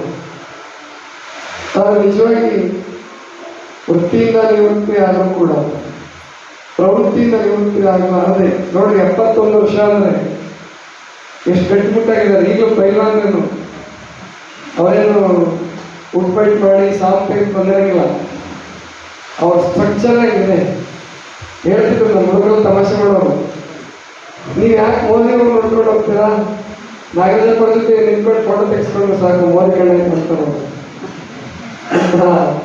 ಒಳ್ಳೆ ಆರೋಗ್ಯವನ್ನು ಇಟ್ಕೊಂಡಿರುವಂಥ ಸನ್ಮಾನ್ಯ ಶ್ರೀ CH ನಾಗರಾಜರವರೇ, ಸನ್ಮಾನಿತರಾದಂಥ ಶಿಕ್ಷಕರಾದ ರಾಜ್ಕುಮಾರ್ ಅವರೇ ಹಾಗೂ ಜಯರಾಮಯ್ಯ ಅವರೇ, ಹೇಮಂತ್ರವರೇ ಮತ್ತು ವಿಶೇಷ ಆಮಂತ್ರಿತರಾಗಿ ಬಂದಿರುವಂಥ ಸಾಧಕರು ಅವರು ಕೂಡ ಡಾಕ್ಟರ್ ಪ್ರಭಾಕರ್ ಅವರೇ, ಭಕ್ತಿಜೀವಿಯಾದಂಥ ಮೀನಾಕ್ಷಿ ಕುಂಡೋಳಿ ಅವರೇ ಹಾಗೂ ಸೇರಿರ್ತಕ್ಕಂಥ ಎಲ್ಲ ಸದ್ಭಕ್ತ ಬಂಧುಗಳೇ, ತಾಯಿಗಳೇ, ಮಕ್ಕಳು ಯಾರು ಇದ್ದಂಗಿಲ್ಲ, ಇರಲ್ಲ, ಸರ್ವರಿಗೂ ಶರಣ. ಹೋದ ಬಾರಿ ಶಿವಾನಂದದಲ್ಲಿ ನನಗೆ ಮಾತಾಡೋಕ್ಕೆ ಅವಕಾಶನೇ ಕೊಟ್ಟಿರಲಿಲ್ಲ, ಮಳೆ ಬಹಳ ಜೋರಾಗಿ ಬಂದ್ಬಿಟ್ಟಿತ್ತು. ಈಗ ಇವತ್ತೇನೋ ಸ್ವಲ್ಪ ಅವಕಾಶ ಕೊಟ್ಟಂಗೆ ಕಂಡಿದೆ, ಆದರೆ ಹೆಚ್ಚಿಗೆ ಹೊತ್ತು ಮಾತಾಡೋಕ್ಕಾಗಲ್ಲ ಇವತ್ತು. ಯಾಕೆಂದರೆ ಈ ಕಾರ್ಯಕ್ರಮ ಮುಗಿದು ಎಲ್ಲ ಪ್ರಸಾದ ಎಲ್ಲ ಆದಮೇಲೆ ಇವತ್ತು ನಾವು ಪ್ರಯಾಣ ಮಾಡಿ ಬಸವ ಕಲ್ಯಾಣ ಮುಟ್ಟಬೇಕಾಗಿದೆ. ಸುಮಾರು ಒಂದು 500 ಕಿಲೋಮೀಟರ್ ಆಗ್ಬೋದು, 500 ಕಿಲೋಮೀಟರ್ ತನಕ ಆಗುತ್ತೆ. ನಾವು 3-4 ಗಂಟೆಗೆ ಬಿಟ್ಟರು ಕಾರಲ್ಲಿ ಹೋಗ್ತೀವಿ ಅಂದರೆ 8 ತಾಸು ಬೇಕು ಅಷ್ಟು. ಅಂದರೆ ಮಳೆಗಾಲ ಬೇರೆ, ತುಂಬ ವೇಗವಾಗಿ ಹೋಗೋಕ್ಕಾಗಲ್ಲ. ಆದ್ದರಿಂದ ಹೆಚ್ಚು ಕಡಿಮೆ 11:30-12 ಗಂಟೆ ತನಕ ಪ್ರಯಾಣ ಮಾಡಬೇಕಾಗುತ್ತೆ. ಕಾರಣ ಏನು ಅಂದರೆ ಅಲ್ಲಿ ಸಿದ್ದರಾಮೇಶ್ವರನ ಕುರಿತಾಗಿ ಒಂದು ರಾಷ್ಟ್ರೀಯ ವಿಚಾರ ಸಂಕಿರಣವನ್ನು ಇಟ್ಕೊಂಡಿದ್ದಾರೆ. ಸಿದ್ದರಾಮೇಶ್ವರ ಸಾಂಸ್ಕೃತಿಕ ಮುಖಾಮುಖಿ ಎನ್ನುವಂಥ ಒಂದು ಗ್ರಂಥವನ್ನು ಬಿಡುಗಡೆ ಮಾಡ್ತಿದ್ದಾರೆ. ಅದರಲ್ಲಿ ನಂದು ಕೂಡ ಒಂದು ಲೇಖನ ಇದೆ. ಒಂದು ಗೋಷ್ಠಿಯಲ್ಲಿ ನಾನು ಕೂಡ ಭಾಗವಹಿಸಿ ಅಲ್ಲಿ ನನ್ನ ವಿಚಾರಗಳನ್ನು ಹಂಚ್ಕೋಬೇಕಾಗಿದೆ. ಹಾಗಾಗಿ ಕೆಲವು ತಾಯಂದರು, ಆಸಕ್ತ ತಾಯಂದರು ಮತ್ತು ನನ್ನ ಬರವಣಿಗೆ ಕೆಲಸ ಮಾಡ್ತಕ್ಕಂಥ ನೀಲಮ್ ಅವರು ಎಲ್ಲರೂ ಹೋಗಬೇಕಾಗಿದೆ. ಹಾಗಾಗಿ ನಾನೇ ಹೆಚ್ಚಿಗೆ ಹೊತ್ತು ಮಾತಾಡೋಕ್ಕಾಗಲ್ಲ. ಆದರೆ ಇವತ್ತು ತುಂಬ ಚೆನ್ನಾಗಿ ಮಾತನಾಡಿದ್ದಾರೆ ಎಲ್ಲರೂ. ಅದರಲ್ಲೂ ನಮ್ಮ ಶಾಸಕ ಬಿರುಕುಂದಿ ಅವರು, ನಾನು ಅವ್ರ ಉಪನ್ಯಾಸ ಕೇಳಿ ಮರ್ತೊಂದಂಗೆ ಆಗ್ಬಿಟ್ಟಿದ್ದೀನಿ. 5 ವರ್ಷದಿಂದ ಬಂದಿದ್ರಂತ ಅವರು. ನನಗೆ ಅವತ್ತು ಯಾವ ವಿಷಯ ಇಟ್ಕೊಂಡಿದ್ವಿ, ಅವ್ರ ಭಾಷಣ ಹೇಗಿತ್ತು ಅನ್ನೋದು ನನಗೆ ನೆನಪಿಲ್ಲ. ಯಾಕಂದ್ರೆ ತಿಂಗಳ ಒಂದು ಉಪನ್ಯಾಸ ಕೇಳ್ತಿರ್ತೀವಿ, ಮತ್ತೆ ಬೇರೆ ಬೇರೆ ಉಪನ್ಯಾಸ ಕೇಳ್ತಿರ್ತೀವಿ. ಆದರೆ 77-78ನೇ ವಯಸ್ಸಿನಲ್ಲಿ ಶ್ಯಾಮಸುಂದರ ಬಿರುಕುಂದಿ ಅವರು ಮಾಡಿದ ಉಪನ್ಯಾಸ ಇವತ್ತು 1 ಗಂಟೆ ಕರೆಕ್ಟಾಗಿ ಮಾತಾಡಿದವು. 1 ಗಂಟೆಗಿಂತ ಇನ್ನೂ 5 ನಿಮಿಷ 2 ನಿಮಿಷ 5 ನಿಮಿಷ ಜಾಸ್ತಿನೇ ಆಗಿರ್ಬೋದು, ಕಡಿಮೆ ಏನಾಗಿಲ್ಲ. ಆದರೆ ಒಬ್ಬರಿಗೂ ನನಗಂತೂ ಬೇಜಾರಾಗಿಲ್ಲ. ನಿಮಗೆ ಹೇಗಿತ್ತು ನನಗೆ ಗೊತ್ತಿಲ್ಲ. ಆಮೇಲೆ ಅವರು ಹೋಗ್ಲಪ್ಪ ಉಪನ್ಯಾಸ ಮಾಡ್ತಾರೆ ಅಂತಂದರೆ ಏನೋ ಹಾಸ್ಯ ಮತ್ತು ಎಮೋಷನಲ್. ಸುಲಿಬೆಲೆ ಚಕ್ರವರ್ತಿ ಹಂಗೆ, ಅಥವಾ ಪ್ರಾಣೇಶ್ ನಂಗೂ ಅಲ್ಲ, ಸುಲಿಬೆಲೆ ಚಕ್ರವರ್ತಿ ಹೆಂಗೂ ಅಲ್ಲ, ಮತ್ತು ಇನ್ನೇನು ಅವರಂಗೆ. ಅವ್ರ ಉಪನ್ಯಾಸ ಹೇಗಿತ್ತಂದರೆ ಶ್ಯಾಮಸುಂದರ ಬಿರುಕುಂದಿ ಅವ್ರ ಇದ್ದಂಗಿತ್ತು. ಯಾರಿಗೂ ಹೋಲಿಕೆ ಕೊಡೋಕ್ಕಾಗಲ್ಲ. ಸುಮ್ಮನೆ ಅವರು ಅಂದರೆ ಸುಮ್ಮನೆ ನಿಂತ್ಕೊಂಡ್ರೂ ಕೂಡ ಅವರಲ್ಲಿ ಒಂದು ಪ್ರಭಾವ ಮಾಡಿಬಿಟ್ಟಿದ್ದಾರೆ ಅನ್ನಿಸ್ತಾ ಇತ್ತು ನನಗೆ. ಅಷ್ಟು ಚೆನ್ನಾಗಿ ಮಾತನಾಡಿದ್ದಾರೆ. ಬೇರೆಯವರಿಗೆಲ್ಲ ನಾವು ಸಮಯ ರಿಸ್ಟ್ರಿಕ್ಷನ್ ಹಾಕ್ತಿದ್ವಿ. 45 ನಿಮಿಷಕ್ಕಿಂತ ಜಾಸ್ತಿ ತಗೊಂಡ್ರೆ ಅರ್ಧ ಗಂಟೆ ಅಂತ ಹೇಳ್ತಿದ್ವಿ. 45 ನಿಮಿಷಕ್ಕಿಂತ ಜಾಸ್ತಿ ತಗೊಂಡ್ರೆ ಸೂಚನೆ ಕೊಡಿಸ್ತಾ ಇದ್ದೆ ನಾನು ಸ್ವಲ್ಪ ಕಡೆಯಿಂದ. ಆದರೆ ಸೂಚನೆ ಕೊಡಿಸ್ಬೇಕು ಅಂತ ಅನಿಸ್ತಾ ಇಲ್ಲ, ಅವ್ರ ಸೂಚನೆ ತಗೊಳ್ಳಿಲ್ಲ. ಅಷ್ಟು ಚೆನ್ನಾಗಿ ಹೊಳಗಟ್ಟಿಯವ್ರ ಬಗ್ಗೆ ಮತ್ತು ತಮ್ಮ ವಚನ ಸಾಹಿತ್ಯದ ಬಗ್ಗೆ ತುಂಬ ಚೆನ್ನಾಗಿ ಮಾತನಾಡಿದರು. ಒಬ್ಬ ಒಳ್ಳೆ ಪ್ರಾಧ್ಯಾಪಕರು. ಅಂದರೆ ಅನೇಕ ಜನ ಶಿಷ್ಯರನ್ನು, ವಿದ್ವಾಂಸರನ್ನು ತಯಾರು ಮಾಡಿದಂಥ ಕವಿಗಳು. ಅದೆಲ್ಲದಕ್ಕಿಂತ ಹೆಚ್ಚಾಗಿ ಬದುಕನ್ನು ಚೆನ್ನಾಗಿ ಬದುಕಿರ್ತಕ್ಕಂಥ ಅವರ ಮಾತುಗಳನ್ನು ಕೇಳಿ ತುಂಬ ಸಂತೋಷ ಆಗಿದೆ. ಅವರಿಗೆ ನಾನು ಧನ್ಯವಾದಗಳನ್ನು ಹೇಳ್ತಾ, ಅವರಿಗೆ ದೇವರು ಇನ್ನೂ ಹೆಚ್ಚು ಆರೋಗ್ಯ ಚೆನ್ನಾಗಿ ಕಾಪಾಡ್ಕೊಂಡಿದ್ದಾರೆ ಅವರು. ಯಾಕಂದರೆ ಆಚಾರವಂತರಿದ್ದಾರೆ. ಅವರೇ ಲಿಂಗ ಕಟ್ಕೊಂಡಿದ್ದಾರೋ ಬಿಟ್ಟಿದ್ದಾರೋ, ಪೂಜೆ ಮಾಡ್ತಾರೋ ಬಿಡ್ತಾರೋ ನನಗೆ ಗೊತ್ತಿಲ್ಲ. ಮೋಸ್ಟ್ಲಿ ಅವ್ರ ಲಿಂಗನೂ ಕಟ್ಕೊಂಡಿಲ್ಲ, ಪೂಜೆನೂ ಮಾಡಲ್ಲ ಅನ್ಸುತ್ತಾರೆ. ಆದರೆ ಆಚಾರವಂತರಿದ್ದಾರೆ. ಆಚಾರ ಇದ್ದರೆ ಆರೋಗ್ಯ ಬರೋದು. ನಾಗರಾಜಪ್ಪ ಅವ್ರಿಗಾಗಲಿ, ಅಥವಾ ಶ್ಯಾಮಸುಂದರ ಬಿದರ್ಕುಂದಿಯವರಾಗಲಿ ಇವರೆಲ್ಲ ಆಚಾರವಂತರು. ಇದು ಶರಣರು ಬಯಸಿದ್ದೇನಪ್ಪ ಅಂತಂದರೆ ಆಚಾರವೇ ಲಿಂಗ. ಭಕ್ತ ಸ್ಥಳದಲ್ಲಿ ಆಚಾರವೇ ಲಿಂಗ ಅಂತ ಹೇಳ್ತಾರೆ. ಆಚಾರವೇ ಲಿಂಗ ಅಂದ್ರೆ ಅರ್ಥ ಏನು? ಇಷ್ಟಲಿಂಗ ಒಂದು ವೇಳೆ ಧರಿಸಕ್ಕಾಗದಿದ್ರು ಧರಿಸದೇ ಇದ್ರು ಕೂಡ ಅವ್ರು ಏನು ನಂಬಿರ್ತಾರೋ ಜೀವನದಲ್ಲಿ, ಏನು ಅವರು ನಂಬಿಕೊಂಡಿರ್ತಾರೋ ಅದನ್ನು ಶುದ್ಧವಾಗಿ ಆಚರಣೆ ಮಾಡಿದ್ರೆ ಅದೇ ಪರಮಾತ್ಮ ಆಗುತ್ತೆ, ಅದೇ ಲಿಂಗ ಆಗುತ್ತೆ ಅನ್ನುವಂಥ ಮಾತನ್ನು ಹೇಳಿದರು. ಹಾಗೆ ಶ್ಯಾಮಸುಂದರ ಬಿದರ್ಕುಂದಿಯವರ ಉಪನ್ಯಾಸ, ಯಾಕಂದ್ರೆ ಉಪನ್ಯಾಸ ಕೂಡಲೇ ಬೋರ್ ಆಗುತ್ತೆ ಭಾಳ ಜನರಿಗೆ. ಅಂದ್ರೆ ಉಪನ್ಯಾಸಕರು 1 ಗಂಟೆ ತಗೊಂಡ್ರು ಅಂದರೆ ಎಷ್ಟೋ ಜನ ಆಗ್ಲಿಸ್ತಿರ್ತಾರೆ, ಎಷ್ಟೋ ಜನಕ್ಕೆ ಬೇಜಾರಾಗುತ್ತೆ. ಆಮೇಲೆ ಅವ್ರು 1 ಗಂಟೆ ಮಾತಾಡ್ತಾರೆ ಅಂದ್ರೆ 1.25 ಗಂಟೆ ತಗೊಂಡ್ಬಿಡ್ತಾರೆ. ನಮ್ಮಲ್ಲಿ ಕೆಲವು ಒಬ್ಬರು ಉಪನ್ಯಾಸಕರು ಇದ್ದಾರೆ, ಅವರಿಗೆ ಚೀಟಿ ಕೊಟ್ಟೇ ಬಿಡಿಸ್ಬೇಕು. ಅವರು ಭಾಳ ಪ್ರಸಿದ್ಧಿ ಇದ್ದಾರೆ. ಅವರು ಶ್ಯಾಮಸುಂದರ ಬಿದರ್ಕುಂದಿಯವರಿಗೆ ಗೊತ್ತು, ಅವ್ರ ಹೆಸರು ಹೇಳಲ್ಲ ನಾವು, ಯಾಕಂದ್ರೆ ಅವ್ರು ಬಸವಣ್ಣನ ವಾರಸದಾರರಾಗಿ ಇರೋರು. ಹಂಗೆ ಅಂಥ ಉಪನ್ಯಾಸಕರಿಗಿಂತ ಇಂಥ ಉಪನ್ಯಾಸಕರಿದ್ರೆ ಇದು ಶರಣರ ಜೀವನ ಅಂತ ಆಗುತ್ತೆ. ಹಾಗೆ ಬದುಕಿದಂಥ ಶ್ಯಾಮಸುಂದರ ಬಿದರ್ಕುಂದಿಯವರು ಮೇಲಿನ ಮೇಲೆ ಬರಲಿ ಕಳ್ಕೊಳ್ಳೆ ತುಂಬ ಖುಷಿಪಟ್ಟು ಅವರು. ಹೋದ ತಿಂಗಳು ಹೇಳಿದ್ದೆ, ಆದರೆ ಹೋದ ತಿಂಗಳು ಅವರಿಗೆ ಬೇರೆಯವ್ರಿಗೆ ಉಪನ್ಯಾಸ ಫಿಕ್ಸ್ ಆಗಿತ್ತು. ಮುಂದಿನ ತಿಂಗಳು ಬನ್ನಿ ಸರ್ ನೀವು ಅಂತ ಹೇಳಿದೆ. ನೀವು ಯಾವಾಗಾದ್ರೂ ನಾನು ಬರ್ತೀನಿ ಅಂತಂದ್ರು. ಮತ್ತು ಹೊಳಕಟ್ಟಿಯವ್ರ ಬಗ್ಗೆ ಅಂತ ಅಂದ್ಕೊಳ್ಳಿ ತುಂಬ ಖುಷಿ ಆಯ್ತು ಅವ್ರಿಗೆ. ಅದಕ್ಕಿಂತ ಭಾಗ್ಯ ಇನ್ಯಾವುದಿದೆ, ಅವ್ರ ಬಗ್ಗೆ ಮಾತಾಡೋದಕ್ಕಿಂತ ಭಾಗ್ಯ ಇನ್ಯಾವುದಿದೆ ಅಂತ ಹೇಳಿದ್ರು. ಅವ್ರು ಬಂದು ಉಪನ್ಯಾಸ ಮಾಡಿದ್ದಾರೆ, ತುಂಬ ಸಂತೋಷ ಆಗಿದೆ ಅಂತ ತಿಳ್ಕೊಂಡು ಹೇಳ್ತಾ ಅವ್ರನ್ನ ಕರ್ಕೊಂಡು ಬಂದಂಥವ್ರು ಅವರು ಉಪನ್ಯಾಸಕರೇ. ನಮ್ಮ ಧೀರಜ್ ಗೌಡರು ಅವ್ರ ವೇದಿಕೆ ಮೇಲೆ ಕರೆದಿಲ್ಲ ನಾವು.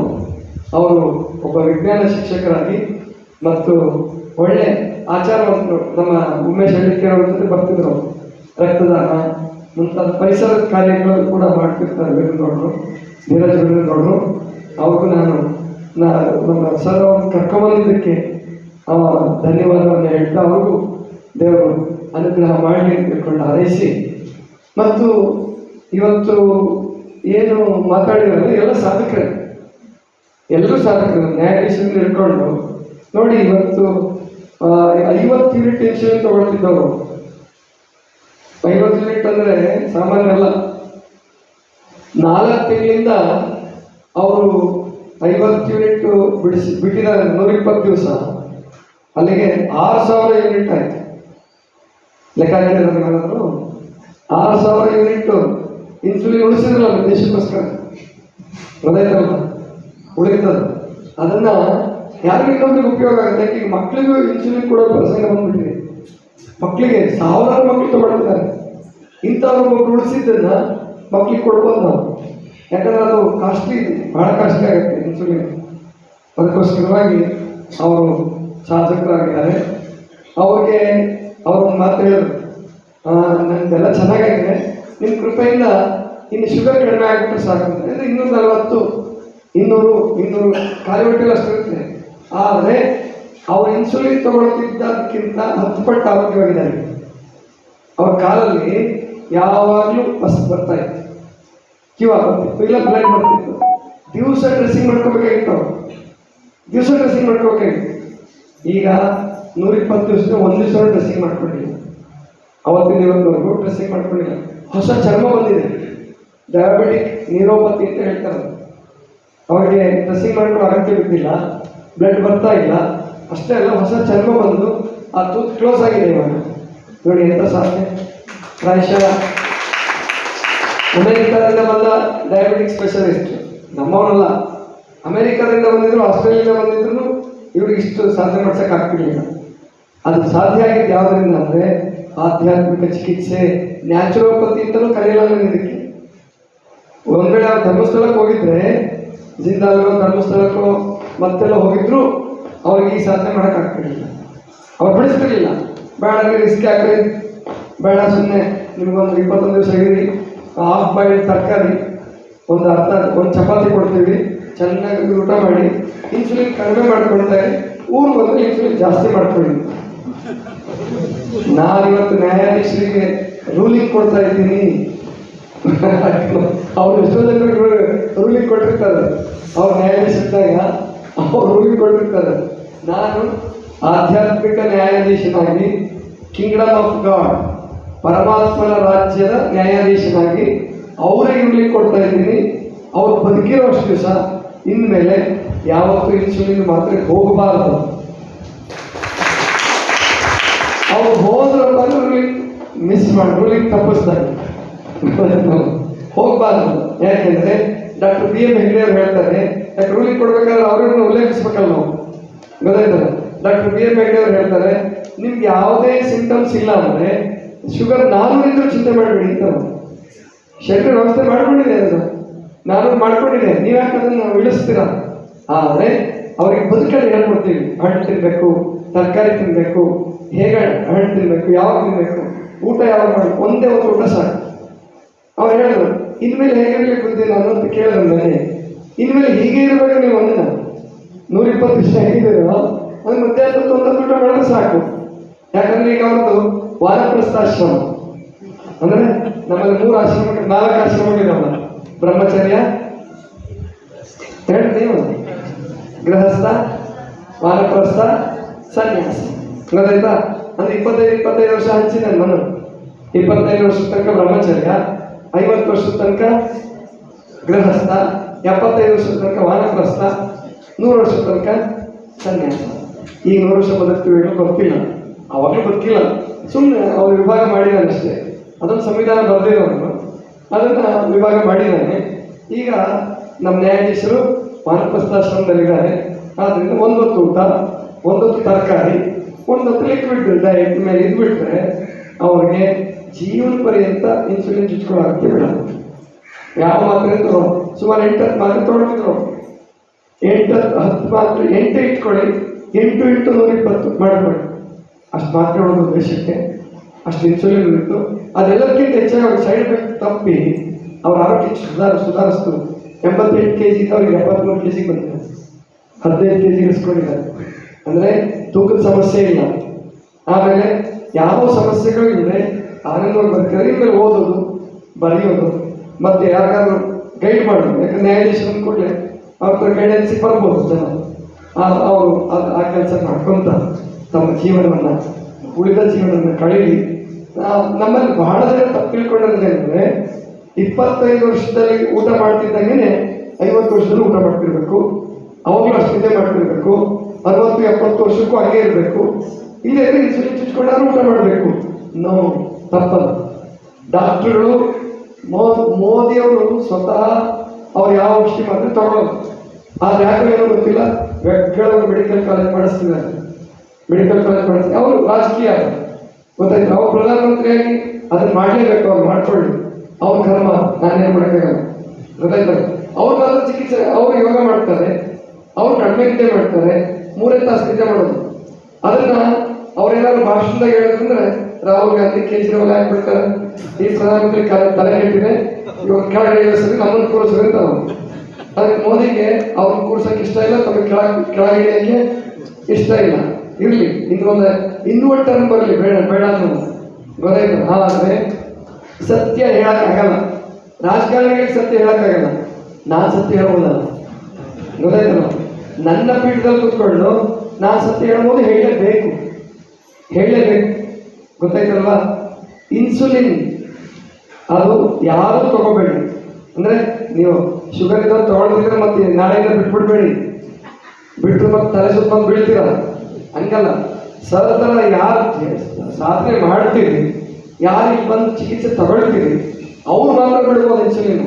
ಸುಮ್ಮನೆ ಬಿಟ್ಟರೆ ಮೇಲೆ ಡಾಕ್ಟರ್ ನಿಮಗೂ ಬೈತಾರೆ, ನನಗೂ ಬೈತಾರೆ, ಗೊತ್ತಾಯ್ತಲ್ವ. ಹಂಗೆ ಮಾಡಬೇಡಿ, ಅದನ್ನ ಸರಿಯಾಗಿ ಕಲ್ತ್ಕೊಂಡು, ಇದು ಒಂದು ವಿದ್ಯೆ, ಅದನ್ನು ಕಲ್ತ್ಕೊಂಡು ಬಿಡಿ, ಗೊತ್ತಾಯ್ತಲ್ವಾ. ಔಷಧಿ ಮಾತ್ರ ಇಲ್ಲದಂಗೆ ನೀವೆಲ್ಲರೂ ಬದುಕಬಹುದು, ಅದನ್ನ ನೀವೆಲ್ಲರೂ ಮಾಡಿ ಅಂತ ತಿಳ್ಕೊಂಡು ಹೇಳ್ತಾ, ನ್ಯಾಯಾಧೀಶರು ಅವರಿಗೆ ದೇವರು ಇನ್ನು ಸನ್ಮಂಗಲವನ್ನು ಕೊಟ್ಟು ಕಾಪಾಡಲಿ ತಿಳ್ಕೊಂಡು ಹಾರೈಸ್ತಾ, ಇನ್ನೊಂದು ಪರಿಕಲ್ಪನೆ ನಾವು ಯೋಚನೆ ಮಾಡಿದ್ದೀವಿ. ಅದಕ್ಕೆ ನೀವೆಲ್ಲರೂ ಶ್ರಮಿಸ್ಬೇಕು. ನಾಗರಾಜಪ್ಪ ಇರ್ಬೋದು, ಪ್ರಕಾಶ್ ಭಟ್ ಇರ್ಬೋದು, ನಮ್ಮ ಅಂಕಲ್ ಸರ್ ಇರ್ಬೋದು, ಪ್ರಭಾಕರ್ ಅವರು, ಎಲ್ಲರೂ ಇದಕ್ಕೆ ಕೈ ಕೂಡಿಸಿದ್ರೆ ಒಂದು ಕೆಲಸ ಮಾಡೋಣ ಅಂದ್ಕೊಂಡಿದ್ದೀವಿ. ಏನಪ್ಪ ಅಂತಂದರೆ, ಈಗ ನಾವಿಲ್ಲಿ ನ್ಯಾಚುರೋಪತಿ ಸೆಂಟ್ರ್ ಮಾಡಿದ್ವಿ. ನ್ಯಾಚುರೋಪತಿ ಸೆಂಟ್ರ್ ಅಂತ ಸುಮ್ಮನೆ ಹೆಸರಿಟ್ಟಿದ್ದೀವಿ, ನಿಸರ್ಗೋಪಚಾರ ಕೇಂದ್ರ ಅಂತ. ಇದು ಆಧ್ಯಾತ್ಮಿಕ ಚಿಕಿತ್ಸೆ, ಇದು ಪಂಚಭೌತಿಕ ಚಿಕಿತ್ಸೆ. ಇನ್ನೊಂದು ಏನು ಕೆಲಸ ಮಾಡಬೇಕು ಅಂದ್ಕೊಂಡಿದ್ದೀವಿ ಅಂದರೆ, ಇಲ್ಲಿ ಕಟ್ಟಡದ ಅನುಕೂಲ ಆದರೆ ಇಲ್ಲಿ ನಮ್ಮ ನ್ಯಾಯಾಧೀಶರಂಥವರು, ನಮ್ಮ ನಾಗರಾಜಪ್ಪ ಅಂತವರು, ಕೊನೆಗಾಲಕ್ಕೆ ಇಲ್ಲಿ ಬಂದು ಇರಕ್ಕೆ ಇಷ್ಟಪಡ್ತಾರೆ. ಅಂದರೆ ನಿಮ್ಮ ಜೊತೆಗೆ ಇರಬೇಕು ನಾವು ಅಂತ ಹೇಳಿ ಇಷ್ಟಪಡ್ತಾರೆ. ಅದಕ್ಕೆ ಒಂದು ವೃದ್ಧಾಶ್ರಮ ತೆಗೆಯೋದು ಇಷ್ಟ ಇಲ್ಲಿದ್ರು ಕೂಡ ವಾನಪ್ರಸ್ಥಾಶ್ರಮ ಅಂತ ತೆಗೆಯೋಣ. ಗೊತ್ತಾಯ್ತಲ್ಲ, ಈ ಕಾಡಿಗೆ ಹೋದ್ರೆ ಕಾಡೇ ಇಲ್ಲ, ಅಲ್ಲಿ ಹಣ್ಣುಗಳು ಸಿಗಲ್ಲ. ಹಾರ್ನ್ಬಿಲ್ ಅಕ್ಕಿಗೆ ಹಣ್ಣು ಸಿಗ್ತಾ ಇಲ್ಲ, ಇನ್ನು ನಮಗೆಲ್ಲ ಹಣ್ಣು ಸಿಗಬೇಕು. ಅದಕ್ಕೆ ನಾವು ಒಂದಷ್ಟು ರೂಮ್ಗಳು ಕಟ್ಟಿದ್ರೆ, ಒಂದು 20-25 ರೂಮ್ ಕಟ್ಟಿದ್ರೆ ಕೆಲವರು ವಯಸ್ಸಾದಂಥವ್ರಿಗೆ ಬರ್ತಾರೆ. ಅಲ್ಲಿ ಬೇರೆ ವೃದ್ಧಾಶ್ರಮಗಳಲ್ಲಿ ಆರೋಗ್ಯ ಭಾಗ್ಯ ಸಿಗಲ್ಲ. ಅವರಿಗೆ ಡಾಕ್ಟರ್ನೇ ಇಡ್ತಾರೆ, ಮತ್ತೆ ಇಂಜೆಕ್ಷನ್ ಚುಚ್ಚುತ್ತಾರೆ, ಮತ್ತೆ ಮಾತ್ರನೇ. ಅವ್ರಿಗೆ ನಿಜವಾಗ್ಲೂ ಚುಚ್ಚಿಸ್ಕೊಳ್ಳೋಕೆ ಇಷ್ಟ ಇರಲ್ಲ, ನಿಜವಾಗ್ಲೂ ಇನ್ಸುಲಿನ್ ತೊಗೊಳಕ್ಕೆ ಇಷ್ಟ ಇರಲ್ಲ. ಇಲ್ಲಿ ಇಟ್ಕೊಂಡ್ರೆ, ನನ್ನ ಹತ್ರ ಇಟ್ಕೊಂಡ್ರೆ ಅವ್ರಿಗೆ ಮಾತ್ರೆ ಇಲ್ಲ, ಔಷಧಿ ಮಾತ್ರೆ ಇಲ್ಲ ಬದುಕಿಸ್ತೀನಿ. ಒಂದು ಸಾವಿನ ಬಗ್ಗೆ ಒಂದು ಪಾಠ ಮಾಡಿ ಸಾವನ್ನು ಕೂಡ ಎಂಜಾಯ್ ಮಾಡೋದು ಮಾಡ್ತೀನಿ ನಾನು. ಸಾವು ಕೂಡ ಹೇಳ್ತೇನೆ, ಸಾವನ್ನು ಕೂಡ ಎಂಜಾಯ್ ಮಾಡಬೇಕು. ಹಾಗೆ ಮಾಡುವಂಥ ಒಂದು ಆಶ್ರಮ ಆದರೆ ಇಲ್ಲಿ ತುಂಬ ನನಗೆ ಸಂತೋಷ ಆಗುತ್ತೆ. ಮಾಡೋಕ್ಕೆ ಜಾಗ ಇದೆ. ಮಾರುತಿ ಇದಾರೆ ಗೊತ್ತಿಲ್ಲ, ಇದರ ಇವರು ನಮ್ಮ ಟ್ರಸ್ಟಿ. ಅಂದರೆ ಈ ರೂಮ್ಗಳನ್ನು ಕಟ್ಟೋ ಜವಾಬ್ದಾರಿನ ಮಾರುತಿಗೆ ಕೊಡಬೇಕು ನಾವು. ಅವ್ರು ಕಟ್ಕೊಟ್ರೆ ನಾವು ಕೆಲಸ ಮಾಡಬಹುದು. ಅದಕ್ಕೋಸ್ಕರವಾಗಿ ಅವರು ಹೇಗೆ ಮಾಡ್ಬೋದು, ಇದನ್ನ ಹೇಗೆ ರೂಮ್ಗಳನ್ನ ಕಟ್ಬೋದು. ಆಮೇಲೆ ನಾವು ಸುವರ್ಣಮ್ಮ ಹೇಳ್ತಿದ್ದಾರೆ ನೋಡಿ, ಅವರು ಇದಕ್ಕೆ ಇಷ್ಟಪಡ್ತಾರೆ. ಇಲ್ಲೇ ಇದ್ದಾರೆ, ಅವ್ರು ಈಗಲೇ ಇದ್ದಾರೆ, ಇದ್ದು ಸೇವೆ ಮಾಡ್ತಾ ಇದ್ದಾರೆ. ಬಹಳ ಜನ ಕಾಯ್ತಿದ್ದಾರೆ ನಮಗೆ. ಏನು ಈಗ ಜನಕ್ಕೆ ಏನು ಈಗ ಸ್ವಾತಂತ್ರ್ಯ ಬಂದ ಮೇಲೆ, ಅದರಲ್ಲೂ ಈಗ ಮೋದಿ ಬಂದ ಮೇಲೆ ಶಿಸ್ತು ಸ್ವಚ್ಛತೆ ಆರಾಮಾಗಿರ್ಬೇಕಪ್ಪ ನಾವು ಬಯಸೋರಿದ್ದಾರೆ. ಆದರೆ ನಮ್ಮ ರೂಮ್ಗಳೇನಿದಾವಲ್ಲ ಇವತ್ತು ಕಟ್ಟಿರೋ ರೂಮ್ಗಳು, ಅವಾಗ ನಾವು ದುಡ್ಡಿಂದ ಕಟ್ಟಿರೋದು ಯಾಕೆ ಬೇಕು ಹಾಗೆ ಅದು ಕಂಜೆಸ್ಟೆಡ್ ಇದ್ದಾರೆ. ಅಷ್ಟು ಶಿಸ್ತು ಸ್ವಚ್ಛತೆ ಕೊಡೋಕೆ ಆಗ್ತಾ ಇಲ್ಲ ನಮಗೆ. ಪಾಪ ವಿಧಿ ಇಲ್ಲ ಅಂತ ಒಂದ್ಸಾರಿ ಬಂದು ಇರ್ತಾರೆ, ಆಮೇಲೆ ದುಡ್ಡು ಕಟ್ಬಿಟ್ಟಿರ್ತೀವಿ, 10 ದಿವಸ ಹೋಗಕ್ಕೆ ಬರೋಂಗಿಲ್ಲ ಅಂತ ಇರ್ತಾರೆ. ಹಂಗಿರ್ಬಾರ್ದು, ಖುಷಿಲೇ ಇರಬೇಕು. ಅದಕ್ಕೆ ಇನ್ನೂ ಸ್ವಚ್ಛವಾಗಿ ಚೆನ್ನಾಗಿ ಸರ್ವಿಸ್ ಕೊಟ್ಕೊಂಡು ಒಳ್ಳೆ ರೂಮ್ಗಳು ಕಟ್ಟುವಂಥ ಪ್ಲ್ಯಾನ್ ಇದೆ ನಮಗೆ. ಆದರೆ ಸಂಪನ್ಮೂಲ ಬೇಕು. ಸರ್ಕಾರದ ಹತ್ರ ಸಂಪನ್ಮೂಲ ಕೇಳಿದ್ರೆ ಅದು ಎಷ್ಟು ಮಟ್ಟಿಗೆ ಶುದ್ಧವಾಗಿರೋದು ಗೊತ್ತಿಲ್ಲ, ಅವರಿಂದ ಸಿಗೋದು ಕಷ್ಟ. ಏನು ಅದಕ್ಕೆ ಓಡಾಡಬೇಕು ಚಪ್ಪಲಿನೇ ಸಾಯ್ತವೆ, ಅದಕ್ಕೆ ಬೇಡ. ನೀವು ನಾವೆಲ್ಲ ಕೂಡ ಕಟ್ಟೋಣ. ಆಮೇಲೆ ನಮಗೆ 80G ಫೆಸಿಲಿಟಿ ಸಿಕ್ಕಿದೆ. 80G ಫೆಸಿಲಿಟಿ ಸಿಕ್ಕಾಗ CSR ಫಂಡ್ ಅಂತ ಇರ್ತದೆ, ಕೆಲವು ಫ್ಯಾಕ್ಟ್ರಿ ಇರ್ತದೆ, ಸೋಷಿಯಲ್ ಏನು ಕಾರ್ಪೊರೇಟ್ ಸೋಷಿಯಲ್ ರೆಸ್ಪಾನ್ಸಿಬಲ್ ಫಂಡ್ ಅಂತ ಇರ್ತದೆ. ಅದನ್ನು ಕೊಟ್ಟರೆ ಅವ್ರಿಗೂ ಒಳ್ಳೆಯದು, ನಮಗೂ ಒಳ್ಳೆಯದು. ಅದನ್ನು ತಂದು ಕೊಡುವಂಥ ಸಾಹಸವನ್ನು ಯಾರಾದ್ರೂ ಮಾಡಿ ನೋಡೋಣ. ಹಾಗೆ ಮಾಡಿದರೆ ನಾವು ಇಲ್ಲಿ ಕಟ್ಟಡಗಳನ್ನು ಕಟ್ಟಿ ನಾವು ಒಳ್ಳೆ, ಅಂದರೆ ವೃದ್ಧರು ಅಂದರೆ ನನ್ನ ಪ್ರಕಾರ ಅವ್ರು ದೇವರಿಗೆ ತುಂಬ ಸಮೀಪ ಇರೋರು, ಮಕ್ಕಳಿಗೆ ದೇವರಿಗೆ ಸಮೀಪ ಇರ್ತಾರೆ.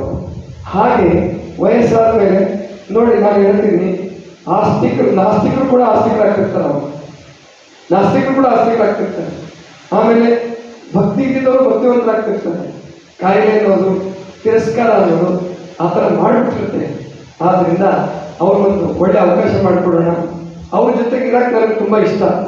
ನಾನು ಸನ್ಯಾಸಿ ಆಗುವಾಗಲೂ ಕೂಡ ನಾನು ನನ್ನ ವಯಸ್ಸಿನವ್ರಿಗಿಂತ ಹೆಚ್ಚಾಗಿ ವಯಸ್ಸಾದವ್ರ ಜೊತೆ ಕಾಲ ಕಳ್ತಿದ್ದೆ. ನಾನು ವಯಸ್ಸಾದವರ ಅನುಭವ ಕೇಳ್ತಿದ್ದೆ, ಅವ್ರ ಜೊತೆಗೆ ಇರೋಕ್ಕೆ ಇಷ್ಟಪಡ್ತಾ ಇದ್ದೆ. ಇನ್ಮೇಲೆ ನನಗೂ ವಯಸ್ಸಾಯ್ತದೆ ಈಗ, ಮತ್ತೀಗ ನನಗೆ 53 ವರ್ಷ ಆಗಿದೆ. ಅಂದರೆ ಅರ್ಧ ಇನ್ನು 50 ದಾಟಿದ ಮೇಲೆ ಈ ವಯಸ್ಸು ಅಂತ ಕೌಂಟ್ ಡೌನ್. ಗೊತ್ತಾಯ್ತಲ್ಲ, 50ವರೆಗೂ ಏರಿಕೆ ವಯಸ್ಸಾದರೆ 50 ದಾಟಿದ ಮೇಲೆ ಕೌಂಟ್ ಡೌನ್. ಅಂದರೆ ಇನ್ನು 47 ವರ್ಷ ಉಳಿತು.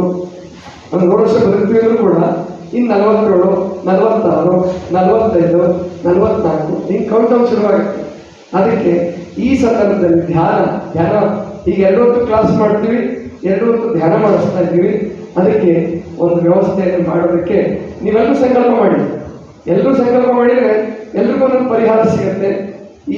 ನಾನು ಗುರಿ ಇಟ್ಕೊಂಡಿದ್ದೀನಿ, ದೀಪಾವಳಿ ಹೊತ್ತಿಗೆ ಸಂಪನ್ಮೂಲ ಕೂಡಿಸಿ ದೀಪಾವಳಿಯಿಂದ ಪ್ರಾರಂಭಿಸಿ ಕಟ್ಟಡದ್ದು. ಅಂದರೆ ಸಂಪನ್ಮೂಲ ಇಟ್ಕೊಂಡೇ ಕಟ್ಟಡ ಕಟ್ಟಕ್ಕೆ ಹೋಗ್ಬೇಕು. ಸಂಪನ್ಮೂಲ ಇಲ್ಲದೆ ಕಟ್ಟಡ ಕಟ್ಟಕ್ಕೆ ಹೋಗ್ಬಾರ್ದು. ಸಂಪನ್ಮೂಲ ಉಳಿಸ್ಕೊಂಡು ಒಂದು ಕಟ್ಕೊಂಡು ಆಮೇಲೆ ಶಿವರಾತ್ರಿ ಹೊತ್ತಿಗೆ ಕಟ್ಟಡ ಮುಗಿಬೇಕು. ಶಿವರಾತ್ರಿಯಿಂದ ಆ ಕಡೆಗೆ ಯುಗಾದಿ ಹೊತ್ತಿಗೆ ನಾವು ಕೊಡಲಿಕ್ಕೆ ಇರಿಸ್ಕೊಳ್ಳೋಕ್ಕೆ ಶುರು ಮಾಡಬೇಕು ಅನ್ನುವಂಥ ಒಂದು ಗುರಿ ಇಟ್ಕೊಂಡಿದ್ದೀವಿ. ಅದು ಯಾರು ಈಡೇರಿಸ್ತೀವಿ, ಯಾರ್ಯಾರು ಕೆಲಸ ಮಾಡ್ತೀವಿ, ದುಡಿತೀವಿ, ನೋಡೋಣ ಅಂತ ಇಟ್ಕೊಂಡು ಹೇಳ್ತಾ, ಇನ್ನು ನಮ್ಮ ಪ್ರಕಾಶ್ ಭಟ್ರು ಪರಿಸರವಾದಿಗಳು ಅವ್ರ ಮೂಲಕ ಅಂದ್ರೆ ಪ್ರಕಾಶ್ ಭಟ್ ಅವ್ರ ಮೂಲಕ ನಿಮ್ಮೆಲ್ಲರಿಗೂ ಒಂದು ವಿಷಯ ಗಮನಕ್ಕೆ ತರ್ತೀನಿ ನಾನು. ಪ್ರಕಾಶ್ ಭಟ್ರು ಈ ಆಶ್ರಮ ಮೇಲೆ ಅವರಿಗೆ ನಾವು ಗೇಟಿಂದ ಒಳಗಡೆ ಬಂದ ಕೂಡಲೇ ಕಾಂಕ್ರೀಟ್ ಹಾಕಿದ್ದೀವಿ. ತುಂಬ ಜನ ಖುಷಿ ಪಟ್ಟಿದ್ದಾರೆ, ಆದರೆ ಪ್ರಕಾಶ್ ಭಟ್ರು ಖುಷಿ ಪಟ್ಟರು ಗೊತ್ತಿಲ್ಲ ನನಗೆ. ಯಾಕೆಂದರೆ ಅವರಿಗೆ ಕಾಂಕ್ರೀಟ್ ಕಾರ್ಡ್ ನಿರ್ಮಾಣ ಮಾಡಲು ಇಷ್ಟ ಆಗಲ್ಲ. ಆದರೂ ಕೂಡ ಪ್ರಕಾಶ್ ಭಟ್ರೆ ಇಲ್ಲಿ ಒಂದು ಒಳ್ಳೆ ಕೆಲಸ ಮಾಡಿದ್ವಿ. ಏನಂದರೆ ನಾವು ಈ ರೋಡ್ ಮಾಡಬೇಕು ಅಂತ ನಿಶ್ಚಯ ಮಾಡಿದ್ಮೇಲೆ ಅಲ್ಲಿ ಇಲ್ಲಿ ಒಂದು ತೆಂಗಿನ ಗಿಡ ಅಡ್ಡ ಇತ್ತು. ಆ ಮೂಲೆಯಲ್ಲಿ ಒಂದು ತೆಂಗಿನ ಗಿಡ ಅಡ್ಡ ಇತ್ತು. ಅದನ್ನು ಬೀಳಿಸ್ಬಿಡೋಣ ಅಂತಿದ್ರು ಅವಾಗ 21 ಬೀಳಿಸೋಣ ಅಂತಿದ್ರು ಕೆಲವೆಲ್ಲ. ಮುಖ್ಯಮಂತ್ರಿ ಬರೋದು ಪ್ರೋಗ್ರಾಮ್ ಇತ್ತು, ಇದು ಮರೆಯಾಗುತ್ತೆ ಪೊಲೀಸರು ಬೀಳಿಸ್ರಿ ಅಂತ. ಪೊಲೀಸರು ಹೇಳಿದ್ರು ನಾನು ಬಿಡಿಸಲ್ಲ ಅದನ್ನ, ಬೇಕಾದ್ರೆ ಮುಖ್ಯಮಂತ್ರಿ ಬರೋದು ಬಂದಾಗಲಿ ಅಲ್ಲಿ ತೆಂಗಿನ ಗಿಡ ಅಂತ ಬೀಳಿಸಲ್ಲ. ಯಾಕಂದ್ರೆ ಅದಕ್ಕಾಗಲೇ 18-20 ವರ್ಷ ವಯಸ್ಸಾಗಿತ್ತು. 18-20 ವರ್ಷದ ತೆಂಗಿನ ಗಿಡ ನಾವು ಬೆಳೆಸ್ತೀವಿ ಅಂತಂದ್ರೆ ಅದನ್ನ ಕೆಡವಿದ್ರೆ 18-20 ವರ್ಷದ ಯುವಕನ ಕೊಂದಂಗೆ ನಾವು. ಮನುಷ್ಯರಿಗಿಂತ ಶ್ರೇಷ್ಠವಾದ ತೆಂಗಿನ ಗಿಡ, ಆದ್ರಿಂದ ಅದನ್ನು ಬೆಳೆಸಬಾರ್ದು ಅಂತಿತ್ತು. ಇನ್ನು ರಸ್ತೆ ಮಾಡೋ ಪ್ರಸಂಗ ಬಂದರೆ ಮೊದಲೇ ಪ್ಲಾನ್ ಮಾಡ್ಕೊಂಡಿದ್ದೆ, ಅದನ್ನು ಶಿಫ್ಟ್ ಮಾಡಿ ಪಕ್ಕಕ್ಕೆ ನಡೆಸಬೇಕು ಅಂತೇಳಿ. ಅದಕ್ಕೆ ಖರ್ಚಾಗಿದ್ದು ಕೇವಲ 4,000-4,500 ರೂಪಾಯಿ ಅಷ್ಟೇ. 4,000-4,500 JCB ಕ್ರೇನು ತಂದು ಅದಕ್ಕೊಂದು ಚೂರು ಬಾಧೆ ಆಗಲಾರ್ದಂಗೆ ಪಕ್ಕಕ್ಕೆ ಎತ್ತಿಟ್ವಿ. ಅದನ್ನ ಆ ತೆಂಗಿನ ಗಿಡ ಬದುಕೊಂಡಿದೆ. ಅದು ಯಾವ ತೆಂಗಿನ ಗಿಡ ಅಂತ ನಿಮಗೆ ಹೋಗ್ಬೇಕಾದ್ರೆ ತೋರಿಸ್ತಾರೆ. ಇಟ್ಟ ಅಂದಿನಿಂದ ಇವತ್ತಿನವರೆಗೆ ಒಂದು ಚೂರು ಮಂಕು ಸಹಿತ ಆಗಿಲ್ಲ, ಮಂಕು ಆಗಲಿಲ್ಲ. ಅಷ್ಟು ಚೆನ್ನಾಗಿ. ಯಾಕಂದ್ರೆ ಅದರ ಜೊತೆಗೆ ಸುಮಾರು 3 ಟನ್ ಮಣ್ಣು ತೆಗೆದಿದ್ವಿ ಅದರಲ್ಲಿ. ಅಂದ್ರೆ ಬೇರೆ ಚೂರು ಪೆಟ್ಟಾಗಬಾರ್ದು ಅಂತೇಳಿ ಅವ್ನು ಕ್ರೈದವ್ನು ಹೇಳ್ತಿದ್ದ. ಈ ಅದು ಭಾರ ಎತ್ತಿದಾಗ ಅವ್ನು ಹೇಳ್ತಿದ್ದ 4 ಟನ್ ಇರ್ಬೋದು ಇದು ಅಂತೇಳಿ. 4 ಟನ್ ಭಾರ ಎತ್ತಿದ್ದೀನಿ ಅಂತೇಳಿ. ಅದ್ರ 1 ಟನ್ ಇದೆ ಗಿಡ ಅಂತಂದ್ರೆ, ಅಥವಾ 1.5 ಟನ್ ಇದೆ ಗಿಡ ಅಂತಂದ್ರೆ ದೊಡ್ಡ ಗಿಡ. ಇನ್ನು 3.5 ಟನ್ ಅಂದ್ರೆ 2,500 kg, ಒಟ್ಟು 4 ಟನ್ ಅಂದ್ರೆ 2,500 kg ಮಣ್ಣನ್ನು ತೆಗೆದು ಪಕ್ಕದಲ್ಲಿ ಗುಂಡಿ ತೆಗೆದ್ಬಿಟ್ಟು ಅದನ್ನ ಇಟ್ವಿ. ಒಂದು ಚೂರು ಮಂಕಾಗಲಿಲ್ಲ, ಕಾಯಿ ಕೊಡ್ತಾ ಇದೆ. ಅದನ್ನು ಬದುಕಿಸ್ಕೊಂಡಿದ್ದೀವಿ. ಯಾಕಪ್ಪ ನೀವು ರಸ್ತೆ ಮಾಡೋರು ಯಾಕೆ ಹಿಂಗೆ ಮಾಡಬಾರ್ದು? ರಸ್ತೆ ಮಾಡೋರು ಎಷ್ಟು ಮಾರಣ ಹೋಮ ಮಾಡಿಬಿಡ್ತಿರಲ್ಲ, ಅದು ಇದ್ದ ಜಾಗಕ್ಕೆ ತಗೊಂಡೋಗಿ ಮತ್ತೆ ನೆಟ್ಟರೆ 100 ವರ್ಷ ಬದುಕೊಡುತ್ತೆ.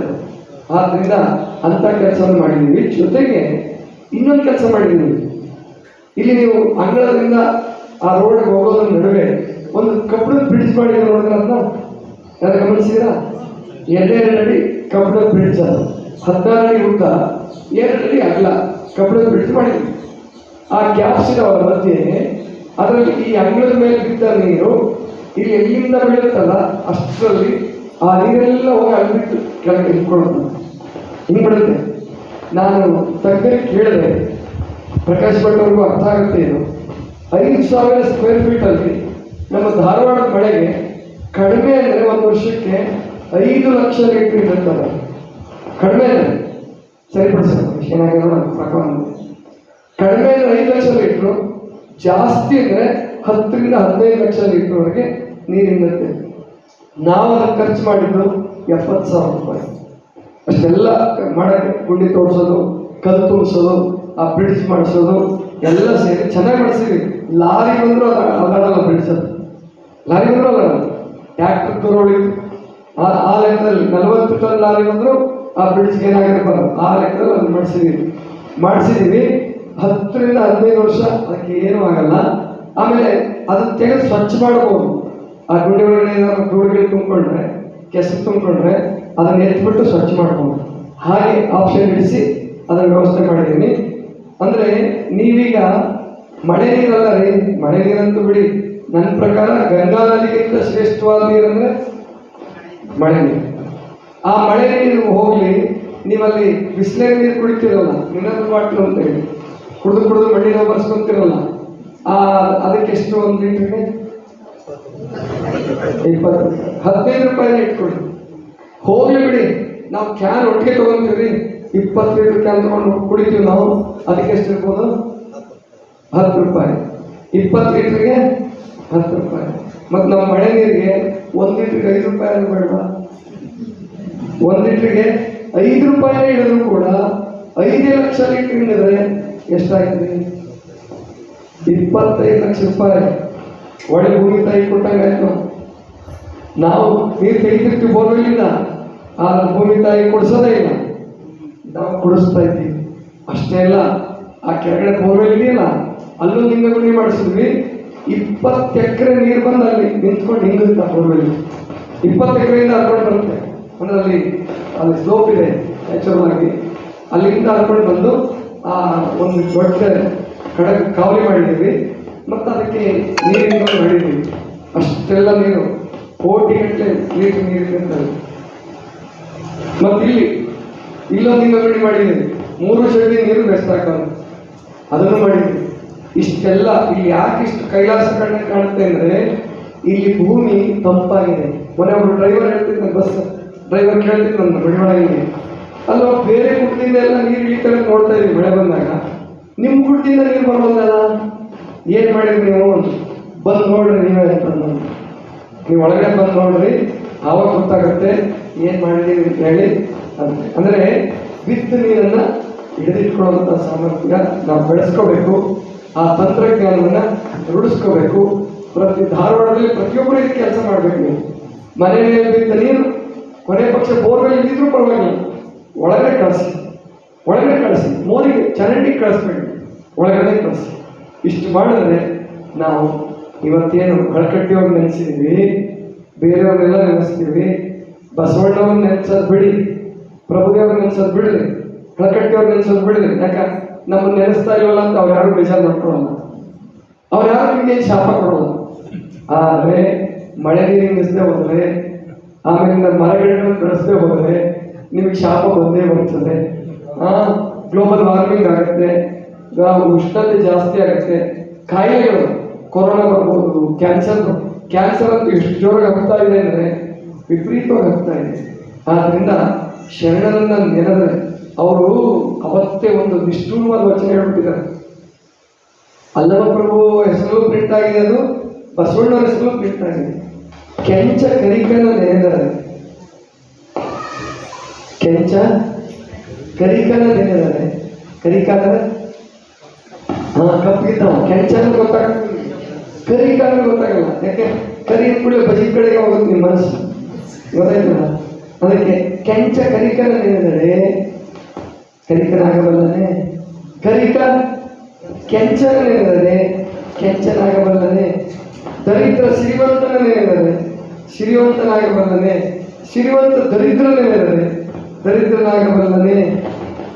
ಅಷ್ಟೆಲ್ಲ ಊಟ ಹೊಟ್ಟೆ ಮೇಲೆ ಕಟ್ಕೊಂಡು, ಬುದ್ಧಿನ ಹೊಟ್ಟೆ ಮೇಲೆ ಪೃಷ್ಠಾನ್ನವನ್ನು ಕಟ್ಕೊಂಡು ಹೊಟ್ಟೆ ಅಷ್ಟು ಹಿಂಗ್ಲಿ ನಿಂಗುತ್ತಾ ಇಲ್ಲ, ಉಣ್ಬೇಕಾಗ್ತದೆ. ಹಂಗೆ ವಚನ ಸಾಹಿತ್ಯವನ್ನು ನಾವೆಷ್ಟು ಪುಸ್ತಕ ಇಟ್ಕೊಂಡ್ರೆ ಉಪಯೋಗ ಆಗಲ್ಲ.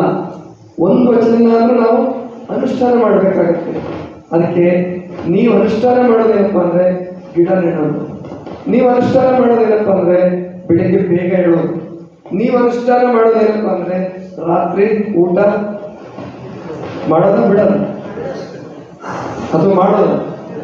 ಯಾಕೆ ನಮ್ಮ ತಾಯಿ ಹೇಳ್ತಿದ್ರು ಅಂತೇಳಿ, ಮಧ್ಯಾಹ್ನ ಬಿಟ್ಟರು ಪರವಾಗಿಲ್ಲ, ಬೆಳಿಗ್ಗೆ ಬಿಟ್ಟರು ಪರವಾಗಿಲ್ಲ, ರಾತ್ರಿ ಮಸ್ತಾಗಿ ಉಂಡೆ ಮಲಗಬೇಕು. ಯಾಕಂದ್ರೆ ಹಾರ್ಟ್ ಅಟ್ಯಾಕ್ ಮಾಡ್ಕೊಂಡು ಸಾಯಕ್ಕೆ, ಪ್ರಾಣ ಬಿಡಕ್ಕೆ, ಗೊತ್ತಾಯ್ತಲ್ಲ. ಅದರಿಂದ ರಾತ್ರಿ ಊಟ ಬಿಡಿ, ಏನು ತೊಂದರೆ ಆಗಲ್ಲ. ಆದ್ದರಿಂದ ಅನುಷ್ಠಾನ ಮಾಡೋದು ಹೀಗೆ, ಹಣ್ಣು ತಿನ್ನೋದು, ತರಕಾರಿ ತಿನ್ನೋದು. ರಾತ್ರಿ ಊಟ ಬಿಡೋದು ಬಿಟ್ಟೆ ಬಿಟ್ಟು ಪೂರ ಬಿಡೋದು ಅಂತಲ್ಲ, ಬೇಯಿಸಿದ ಹಾಲು ಬಿಟ್ಬಿಡಿ, ಹಣ್ಣು ತರಕಾರಿಗಳನ್ನು ತಿನ್ನಿ, ಗೊತ್ತಾಯ್ತಾ. ಯಾವತ್ತೋ ಒಂದು ದಿವಸ ಒಂದು 3 ತಿಂಗಳು ಊಟ ಬಿಟ್ಬಿಟ್ಟು ರಾತ್ರಿ ಹೊತ್ತು ಮಸ್ತಾಗಿ ಬಜ್ಜಿ ಮಾಡ್ಕೊಂಡು ಹೊಡಿಬೇಕು, ಬೇಡ ಅಂದ್ರೆ ಗೊತ್ತಾಯ್ತಲ್ಲ, ಗೊತ್ತಾಯ್ತಾ. ಅದಕ್ಕೆ ಈ ಸುಖನೂ ಕಲ್ತ್ಕೊಂಡ್ರಿ ಅಂತ ನಾನು ಹೇಳೋದು. ನಾನಂತೂ ಸುಖ ಪಟ್ಟಿದ್ದೀನಪ್ಪ, ನಾನು ಉಪವಾಸ ಇದೀನಿ ಅಂತ ಹೇಳ್ಬಿಟ್ಟು ಬಹಳ ಸುಖನೇ ಇಲ್ಲ ಅಂತಲ್ಲ, ಆನಂದ ಪಟ್ಟಿದ್ದೀನಿ. ಅದಕ್ಕೆ ಇಷ್ಟು ಖುಷಿಯಾಗಿ ನಿಮ್ಮನ್ನೆಲ್ಲ ರೇಗಿಸೋದು, ನಿಮ್ಮೆಲ್ಲ ಕಾಡ್ಸೋದು ಯಾಕೆ ಮಾಡ್ತೀನಿ ಗೊತ್ತಾ, ನಾನು ಖುಷಿಯಾಗಿರೋದಕ್ಕೋಸ್ಕರ. ಅದಕ್ಕೆ ಈ ಥರ ಮಾಡ್ಬೋದು ಅಂತ ಇಟ್ಕೊಳ್ಳಿ ಅಂತ ಹೇಳ್ತಾ, ಮತ್ತೆ ನಮ್ಮ ಶ್ಯಾಮ್ ಸುಂದರ್ ಸರ್ ಒಂದು ಮಾತು ಹೇಳಿದ್ರು. ಏನಂದರೆ, ಸ್ವಾಮೀಜಿ ಒಂದು ಪುಸ್ತಕ ಬರೀತಾ ಇದ್ದಾರೆ, ಅವ್ರ ಜೊತೆ ಹೇಳಿದೆ, ಹೋದ್ಸರಿ ಹೇಳಿದ್ದೆ, ವಚನಾಂಕಿತಗಳ ವೈಶಿಷ್ಟ್ಯ ಮತ್ತು ವೈವಿಧ್ಯ. ಅಂದರೆ ಅದಕ್ಕೆ ಇನ್ನೊಂದು ಹೆಸರು ಒಳಗಿದೆ, ವಚನ ಹೃದಯ. ವಚನಾಂಕಿತಗಳಂದರೆ ಸುಮ್ಮನೆ ಅಲ್ಲ, ಅದು ವಚನದ ಹೃದಯ. ಅದು ವಚನ ಹೃದಯ, ವಚನಾಂಕಿತಗಳ ವೈಶಿಷ್ಟ್ಯ ಮತ್ತು ವೈವಿಧ್ಯ ಪುಸ್ತಕ. ಅದು ನಾನು ಅನ್ಕೊಂಡಿದ್ದೆ ಒಂದು ಪಾಕೆಟ್ ಸೈಜ್ ಪುಸ್ತಕ ಮಾಡಿ ಮುಗಿಸ್ಬಿಡೋಣ ಅನ್ಕೊಂಡಿದ್ದೆ. 8 ವಿಭಾಗ ಮಾಡಿದ್ದು ಮಾಡಿಕೊಟ್ಬಿಡೋಣ ಅಂತ ಬರಿತಾ ಬರಿತಾ ಬರಿತಾ ಅದೇನು ದಿವಸಕ್ಕೆ ಹೊಸ ಒಡವು ಬರ್ತಾ ಇದೆ. ಅದೊಂದು ದೊಡ್ಡ ಗ್ರಂಥನೇ ಆಗಿ ಕಾಣುತ್ತೆ. ಹಾಗೆ ಬೇರೆಯವರು ಪ್ರೋತ್ಸಾಹ ಕೊಡ್ತಿದ್ದಾರೆ ಗುರುಗಳು ಮತ್ತು ಎಲ್ಲ. ಬರೀರಿ, ಎಷ್ಟು ಬರೀತಿರೋ ಬರೀರಿ, ಅದು ಎಷ್ಟು ಖರ್ಚು ಬರೋದು ಬರಲಿ, ನಾವು ಪ್ರಿಂಟ್ ಮಾಡಿಸ್ತೀವಿ ಅಂತ ಒಬ್ರು 2-3 ಜನ ಪ್ರಿಂಟ್ ನಮಗೆ ಕೊಡಿ ಅಂತ ಕೇಳ್ತಿದ್ದಾರೆ. ಅದನ್ನು ಸ್ಪರ್ಧೆ ಶುರುವಾಗಿದೆ. ಪುಸ್ತಕ ನಾವು ಪ್ರಕಾಶನ ಮಾಡ್ತೀವಿ ಅಂತೇಳಿ ನೋಡೋಣ. ಅದು ಬಸವಣ್ಣ ಯಾರ ಕೈಲಿ ಪ್ರಕಾಶನ ಮಾಡಿಸ್ತಾರೋ ಗೊತ್ತಿಲ್ಲ. ನಮ್ದನ್ನು ಪ್ರಭುದೇವ ಪ್ರಕಾಶನ ಇದ್ದೇ ಇದೆ ಕೊನೆಗೆ. ಅದರಿಂದ ನಾವು ನೀವೆಲ್ಲ ಕೂಡ ಮಾಡೋಣ ಬೇಕಂದ್ರೆ ಮಾಡೋಣ ಅಂತ ತಿಳ್ಕೊಂಡು ಹೇಳ್ತಾ ಅದ್ರ ಬಿಡುಗಡೆ ವಿಶಿಷ್ಟವಾಗಿ ಮಾಡ್ಬೇಕು ಅಂದ್ಕೊಂಡಿದ್ದೀವಿ. 1 ತಿಂಗಳು ಅದರ ಬಗ್ಗೆ ಪ್ರವಚನ ಮಾಡಿ, ಆ ಪುಸ್ತಕದ ಬಗ್ಗೆ 1 ತಿಂಗಳು ಪ್ರವಚನ ಮಾಡಿ ಬಿಡುಗಡೆ ಮಾಡಬೇಕು, ಅಥವಾ ಬಿಡುಗಡೆ ಮಾಡಿ 1 ತಿಂಗಳು ಪ್ರವಚನ ಮಾಡಬೇಕು. 2ರ ಒಂದು ಕೆಲಸ ಆಗಬೇಕು. ಅದು ಬಸವಕಲ್ಯಾಣದಲ್ಲೇ ಪ್ರವಚನ ಮಾಡಬೇಕು ಅಂದ್ಕೊಂಡಿದ್ದೀನಿ. ಅದಕ್ಕೆ ನೋಡೋಣ ಅದು ಹೇಗಾಗುತ್ತೆ. ಧಾರವಾಡದಲ್ಲೂ ಕೂಡ ಮಾಡ್ತೀವಿ. ಧಾರವಾಡದಲ್ಲಿ 1 ತಿಂಗಳು ಪ್ರವಚನ ಅದನ್ನ ಕುರಿತಾಗಿ ಮಾಡ್ತೀವಿ. ಅದನ್ನು 1 ತಿಂಗಳು ಪ್ರವಚನ ನಡೆಸ್ತೀನಿ. ಅದ್ರ ಮೇಲೆ ಆ ಪುಸ್ತಕದ ಮೇಲೆ 1 ತಿಂಗಳು ಮಾತಾಡ್ತೀನಿ. ಅದು ಅಂಥ ಅದ್ಭುತವಾದ ಪುಸ್ತಕನೇ ಆಗುತ್ತೆ ಅಂತ ತಿಳ್ಕೊಂಡು ಹೇಳ್ತಾ ಬಂಧುಗಳೇ, ಇನ್ನು ಎಲ್ಲರೂ ಒಬ್ಬೊಬ್ಬರದೇ ಹೇಳಬೇಕಂದ್ರೆ ಸಮಯ ಬಹಳ ಆಗುತ್ತೆ. ಎಲ್ಲರೂ ಇವತ್ತಿನ ಏನು ಅತಿಥಿಗಳಿದ್ದಾರೆ, ಸನ್ಮಾನಿತರಿದ್ದಾರೆ, ಎಲ್ಲರೂ ಸಾಧಕರೇ. ಪ್ರಾಯಶಃ ಇಷ್ಟು ಜನರ ಪೈಕಿ ಒಬ್ಬರು ಕೂಡ ತಂಬಾಕು ತಿನ್ನೋರು ಒಬ್ಬರು ಇಲ್ಲ, ಗುಡ್ಕ ತಿನ್ನೋರು ಒಬ್ಬರು ಇಲ್ಲ. ಆಮೇಲೆ ಸಿಕ್ಕಂಗೆ ಚಹಾ ಕುಡಿಯೋರು ಒಬ್ಬರು ಇಲ್ಲ. ಇಲ್ಲಪ್ಪ ಇಲ್ಲಿ ಕೂತಿದ್ದೀವಿ, ನಮ್ಗೆ 10 ನಿಮಿಷಕ್ಕೊಮ್ಮೆ 15 ನಿಮಿಷಕ್ಕೊಮ್ಮೆ ಅರ್ಧ ತಾಸಕ್ಕೊಮ್ಮೆ ಚಹಾ ಬೇಕು ಅನ್ನೋರು ಯಾರಿಲ್ಲ. ಅಂತಹ ಪುಣ್ಯಾತ್ಮಗಳು, ಸಾಧಕ ಜೀವಿಗಳು ಇವತ್ತು ಬಂದಿದ್ದಾರೆ. ಅವರೆಲ್ಲರಿಗೂ ದೇವರು ಆಯುರಾರೋಗ್ಯ ಸಕಲ ಸಂಪತ್ತನ್ನು ಕೊಟ್ಟು ಕಾಪಾಡಲಿ ಅಂತ ಹೇಳಿದ್ರೆ ಅದಕ್ಕಿಂತ ದೊಡ್ಡ ಮಾತು ಯಾವುದು ಬೇಡ ಅನಿಸುತ್ತೆ. ಅದಕ್ಕೆ ಮತ್ತು ಇವರು ಚಿಕ್ಕನಾಯಕಹಳ್ಳಿಯವ್ರಿಗೆ ಯಾಕೆ ಸನ್ಮಾನ ಇಟ್ಕೊಂಡು ಇವತ್ತು ನಾಗರಾಜಪುರ ಜೊತೆಗೆ, ನಾಗರಾಜಪುರದ ಬರ್ತ್ಡೇ ಎಷ್ಟನೇ ತಾರೀಕಿನಿಂದ 21ಕ್ಕಿದೆ. ನಾನು 21ನೇ ತಾರೀಕಿದೆ ಅನ್ನೋದು. ಜೊತೆಗೆ ಉಳ್ಕಲ್ ಸರ್ದು ಇದೇ ತಿಂಗಳು, ಅವ್ರು 22ಕ್ಕಿದೆ. ಅವರು ಉಳ್ಕಲ್ ಸರ್ ಉಪವಾಸ ಮಾಡಿದ ಮೇಲೆ 1 ಲಕ್ಷ ರೂಪಾಯಿ ದಾಸೋಹ ಮಾಡಿದ್ರು ಮನಕ್ಕೆ, ಆಶ್ರಮಕ್ಕೆ. ಅವಾಗ ಅವ್ರದ್ದು ಒಂದು ಪ್ಲ್ಯಾನ್ ಇತ್ತು, ಅದು ದೇವರ ಈಡೇರಿಸ್ಕೊಡ್ಲಿಲ್ಲ. ಪಾಪ ಅವ್ರಿಗೆ ತೊಂದರೆ ಆಯಿತು. ಮುಂದೆ ಪ್ರತಿ ವರ್ಷ 1 ಲಕ್ಷ ಕೊಡ್ಬೇಕು ಅನ್ನೋದಿತ್ತು ಅವ್ರಿಗೆ. ಅಷ್ಟು ಅಭಿಮಾನ. ಆಮೇಲೆ ದಾಸೋಹ ಜೀವಿ ಇದ್ರು. ಅವ್ರಿಗೆ ಹಣಕಾಸಿನ ಅನುಕೂಲ ಬೇಡ. ಅವರು ಪ್ರತಿಯೊಂದು ವರ್ಷ 1 ಲಕ್ಷ ಕೊಡೋದೇನು ಬೇಕಾಗಿಲ್ಲ. ಅವ್ರ ಆರೋಗ್ಯ ಉಳಿಸ್ಕೊಂಡಿದ್ದಾರಲ್ಲ, ಉಳಿಸ್ಕೊಂಡು ಚೆನ್ನಾಗಿ ಬದುಕಿದ್ರೆ ಅದು ಪರಮಾತ್ಮ ಕೊಡ್ತಾನೆ, ಪರಮಾತ್ಮ ಲೆಕ್ಕದಲ್ಲಿ ಇರ್ತದೆ. ಅಂಥ ಉಳ್ಕಲ್ ಸರ್ ಅವ್ರಿಗೆ, ನಾಗರಿಕರಿಗೆಲ್ಲ ಬರ್ತ್ಡೇ ಶುಭಾಶಯ ಹೇಳೋಣ. ಆಮೇಲೆ ಅವರು ಏನು ಮಾಡಿದ್ರು ಅಂದರೆ, ಇದು ಕಾಂಕ್ರೀಟ್ ಮಾಡೋದಲ್ಲ, ಅಂಗಳ ಮತ್ತು ರಸ್ತೆ ಕಾಂಕ್ರೀಟ್ ಮಾಡುವಾಗ ನಾಗರಾಜಪ್ಪ ಅವ್ರಿಗೆ ಹೇಳಿದೆ, ಅವರೆಲ್ಲರದ್ದು ಕೂಡಿಸಿ 52,500 ರೂಪಾಯಿ ಹಣ ಕಳಿಸ್ಕೊಟ್ಟಿದ್ದೀನಿ. ಸುಮಾರು ಒಂದು 300 ಚೀಲ ಸಿಮೆಂಟಿನ ಹಣ ಅವರು ಇದಕ್ಕೆ ಕೊಟ್ಟರು. ಚಿಕ್ಕನಾಯಕರೆಲ್ಲ ಕೂಡಿ ಅದಕ್ಕೆ ಇಷ್ಟು ಸುಲಭ ಆಯಿತು. ನನ್ನ ಮಾರುತಿಯವರು 300 ಚೀಲ ಸಿಮೆಂಟಿಗೆ ಕೊಟ್ಟರು. ಅದು ಸುಮಾರು 1100 ಚೀಲ ಸಿಮೆಂಟ್ ಹೋಗಿದೆ. 1100-1200 ಚೀಲ ಸಿಮೆಂಟ್ ಬೇಕಾಗಿತ್ತು. ಅದೆಲ್ಲ ಮಾಡಿ ಎಲ್ಲರೂ ಸುಲಭವಾಗಿ. ನಮ್ಮ ರಮೇಶ್ ಅವರು ಬಂದಿಲ್ಲ, ಅವರು ನುಗ್ಗಿಕೆರೆಯಲ್ಲಿ ಅವ್ರು ಆಶ್ರಮ ಮಾಡ್ಕೊಂಡು ಧ್ಯಾನ ಮಾಡ್ತಿದ್ದಾರೆ. ಅವ್ರನ್ನೂ ಸ್ಮರಣೆ ಮಾಡಬೇಕು. ಇವಾಗ ಇಷ್ಟೆಲ್ಲ ಕೆಲಸ ಚೆನ್ನಾಗಾಗಬೇಕಾದ್ರೆ ಹಗಲು ರಾತ್ರಿ ನಿಂತು ಅವ್ರಿಗೆ ಹೇಳಿ ಕೆಲಸ ಮಾಡಿಸಿದ್ರು. ರಮೇಶ್ ಪಡ್ಕರ್ ಅಂತ ಹೇಳಿ. ಅವರೆಲ್ಲರಿಗೂ ಈ ಕೆಲಸ ಶುಭವಾಗಿ ಅವರಿಗೆಲ್ಲ ದೇವರು ಒಳ್ಳೇದು ಮಾಡಲಿ ಅಂತ ಇಟ್ಕೊಂಡು ಹಾರೈಸ್ತಾ, ಚಿಕ್ಕನಾಯಕಲ್ಲಿ ಪ್ರವಚನ ಕೇಳ್ತಿದ್ದಾರೆ. ಈಗ ತಿಂಗಳಗಟ್ಟಲೆ ಹೋಗೋಕ್ಕಾಗಲ್ಲ. ಇನ್ನು ತಿಂಗಳಗಟ್ಟಲೆ ಹೋದ್ರೆ ನನ್ನ ಸಾಧ್ಯನೂ ಆಗಲ್ಲ. ಅದಕ್ಕೆ ಇನ್ಮೇಲೆ 3 ದಿವಸದ ಶಿಬಿರ, 5 ದಿವಸದ ಶಿಬಿರ, 6 ದಿವಸದ ಶಿಬಿರ ಇಷ್ಟೇ ಕೊಡೋಣ. 3 ದಿವಸದ ಶಿಬಿರ ಮಾಡೋಣ, ಅವರು ಎಲ್ಲರೂ ಜನ ಕೂಡಿಸ್ಲಿ ಅಂತ ತಿಳ್ಕೊಂಡು ಹೇಳ್ತಾ ಇಲ್ಲಿಗೆ ಮತ್ತೆ ಎಲ್ಲ ದಾಸೋಹಿಗಳು, ನಮ್ಮ ಪ್ರಭಾಕರ್ ಅವರು, ಮೀನಾಕ್ಷಕ್ಕ ಎಲ್ರಿಗೂ ಅವರೆಲ್ಲ ದಾಸೋಹಿಗಳೇ ಒಂದಲ್ಲ ಒಂದು. ಅವರೆಲ್ಲರಿಗೂ ಒಳ್ಳೆಯದಾಗಲಿ ಅಂತ ತಿಳ್ಕೊಂಡು ಹಾರೈಸಿದ. ಇನ್ಯಾರಾದ್ರೂ ಹೆಸರು ಹೇಳಿದ ಹೋಗಿದ್ರೆ ಯಾರು ಬೇಜಾರು ಮಾಡ್ಕೋಬೇಡಿ. ನಿಮ್ಮ ಹೆಸರು ನಮ್ಮ ಮನಸ್ಸಿನಲ್ಲಿದೆ ಅಂತ ತಿಳ್ಕೊಂಡು ಹೇಳ್ತಾ ಎಲ್ಲರಿಗೂ ಶುಭವಾಗಿ ಹಾರೈಸಿ ನನ್ನ ಮಾತುಗಳನ್ನು ಮುಗಿಸ್ತಾ ಇದ್ದೀನಿ. ಸರ್ವರಿಗೂ ಶರಣ.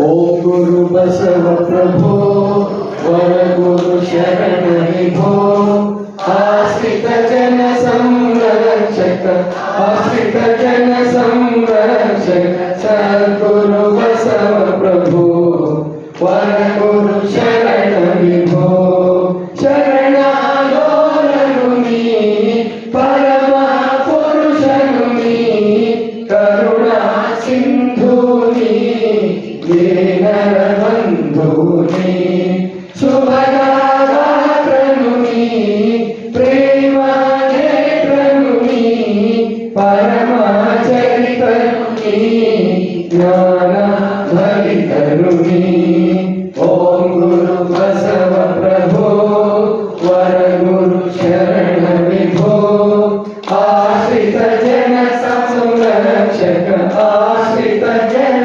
ಸಂರಕ್ಷಕ ಸದ್ಗುರು ಬಸವ ಪ್ರಭೋ ವರ ಗುರು ಶರಣ ವಿಭೋ ಭವಭಯ ತಾರಕನೇ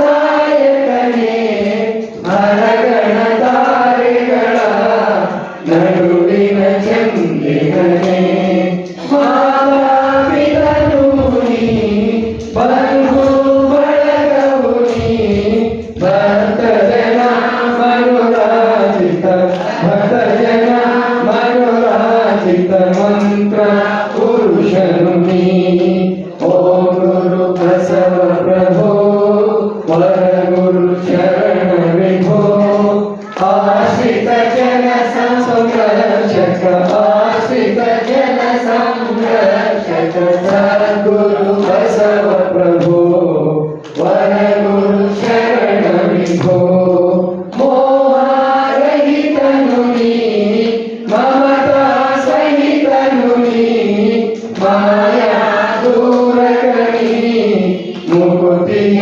ದಾಯಕನಿ ಮನುಕುಲ ಜ್ಯೋತಿಯು ನೀ ಕ್ರಾಂತಿಯ ನೀರನು ನೀ ಶಾಂತಿಯ ಹೊನಲನ್ನು ಹರಿಸಲು ಬಂದ ಶಾಂತಿಯ ಹೊನಲನ್ನು ಹರಿಸಲು ಬಂದ ಸಚಿದಾನಂದನು ನೀ ಓಂ ಗುರು ಬಸವ ಪ್ರಭೋ ವರ ಗುರು ಶರಣ ವಿಭೋ ಆಶ್ರಿತ ಜನ ಸಂರಕ್ಷಕ ಆಶ್ರಿತ ಜನ ಸಂರಕ್ಷಕ ಸದ್ಗುರು ಬಸವ ಪ್ರಭೋ ವರ ಗುರು ಶರಣ ವಿಭೋ ಸದ್ಗುರು ಬಸವ ಪ್ರಭೋ ವರ ಗುರು ಶರಣ ವಿಭೋ ಸದ್ಗುರು ಬಸವ ಪ್ರಭೋ ವರ ಗುರು ಶರಣ ವಿಭೋ ಜಯ ಬಸವರಾಜ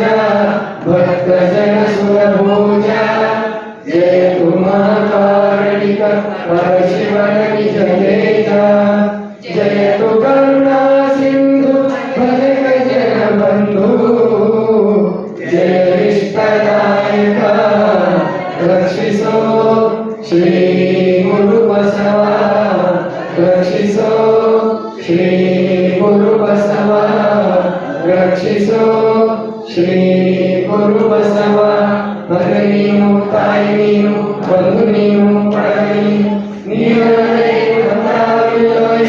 ಕೂಡಲ ಸಂಗಮ ದೇವ ಹಾಲದ್ದು ನೀರಲ್ಲದ್ದು ನಿಮ್ಮ ಧರ್ಮ ಶರಣ ಸತಿ ನಿಗಮತಿ ಹರ ಹರ ಮಹಾದೇವ ವಿಶ್ವಗುರು ಬಸವಣ್ಣ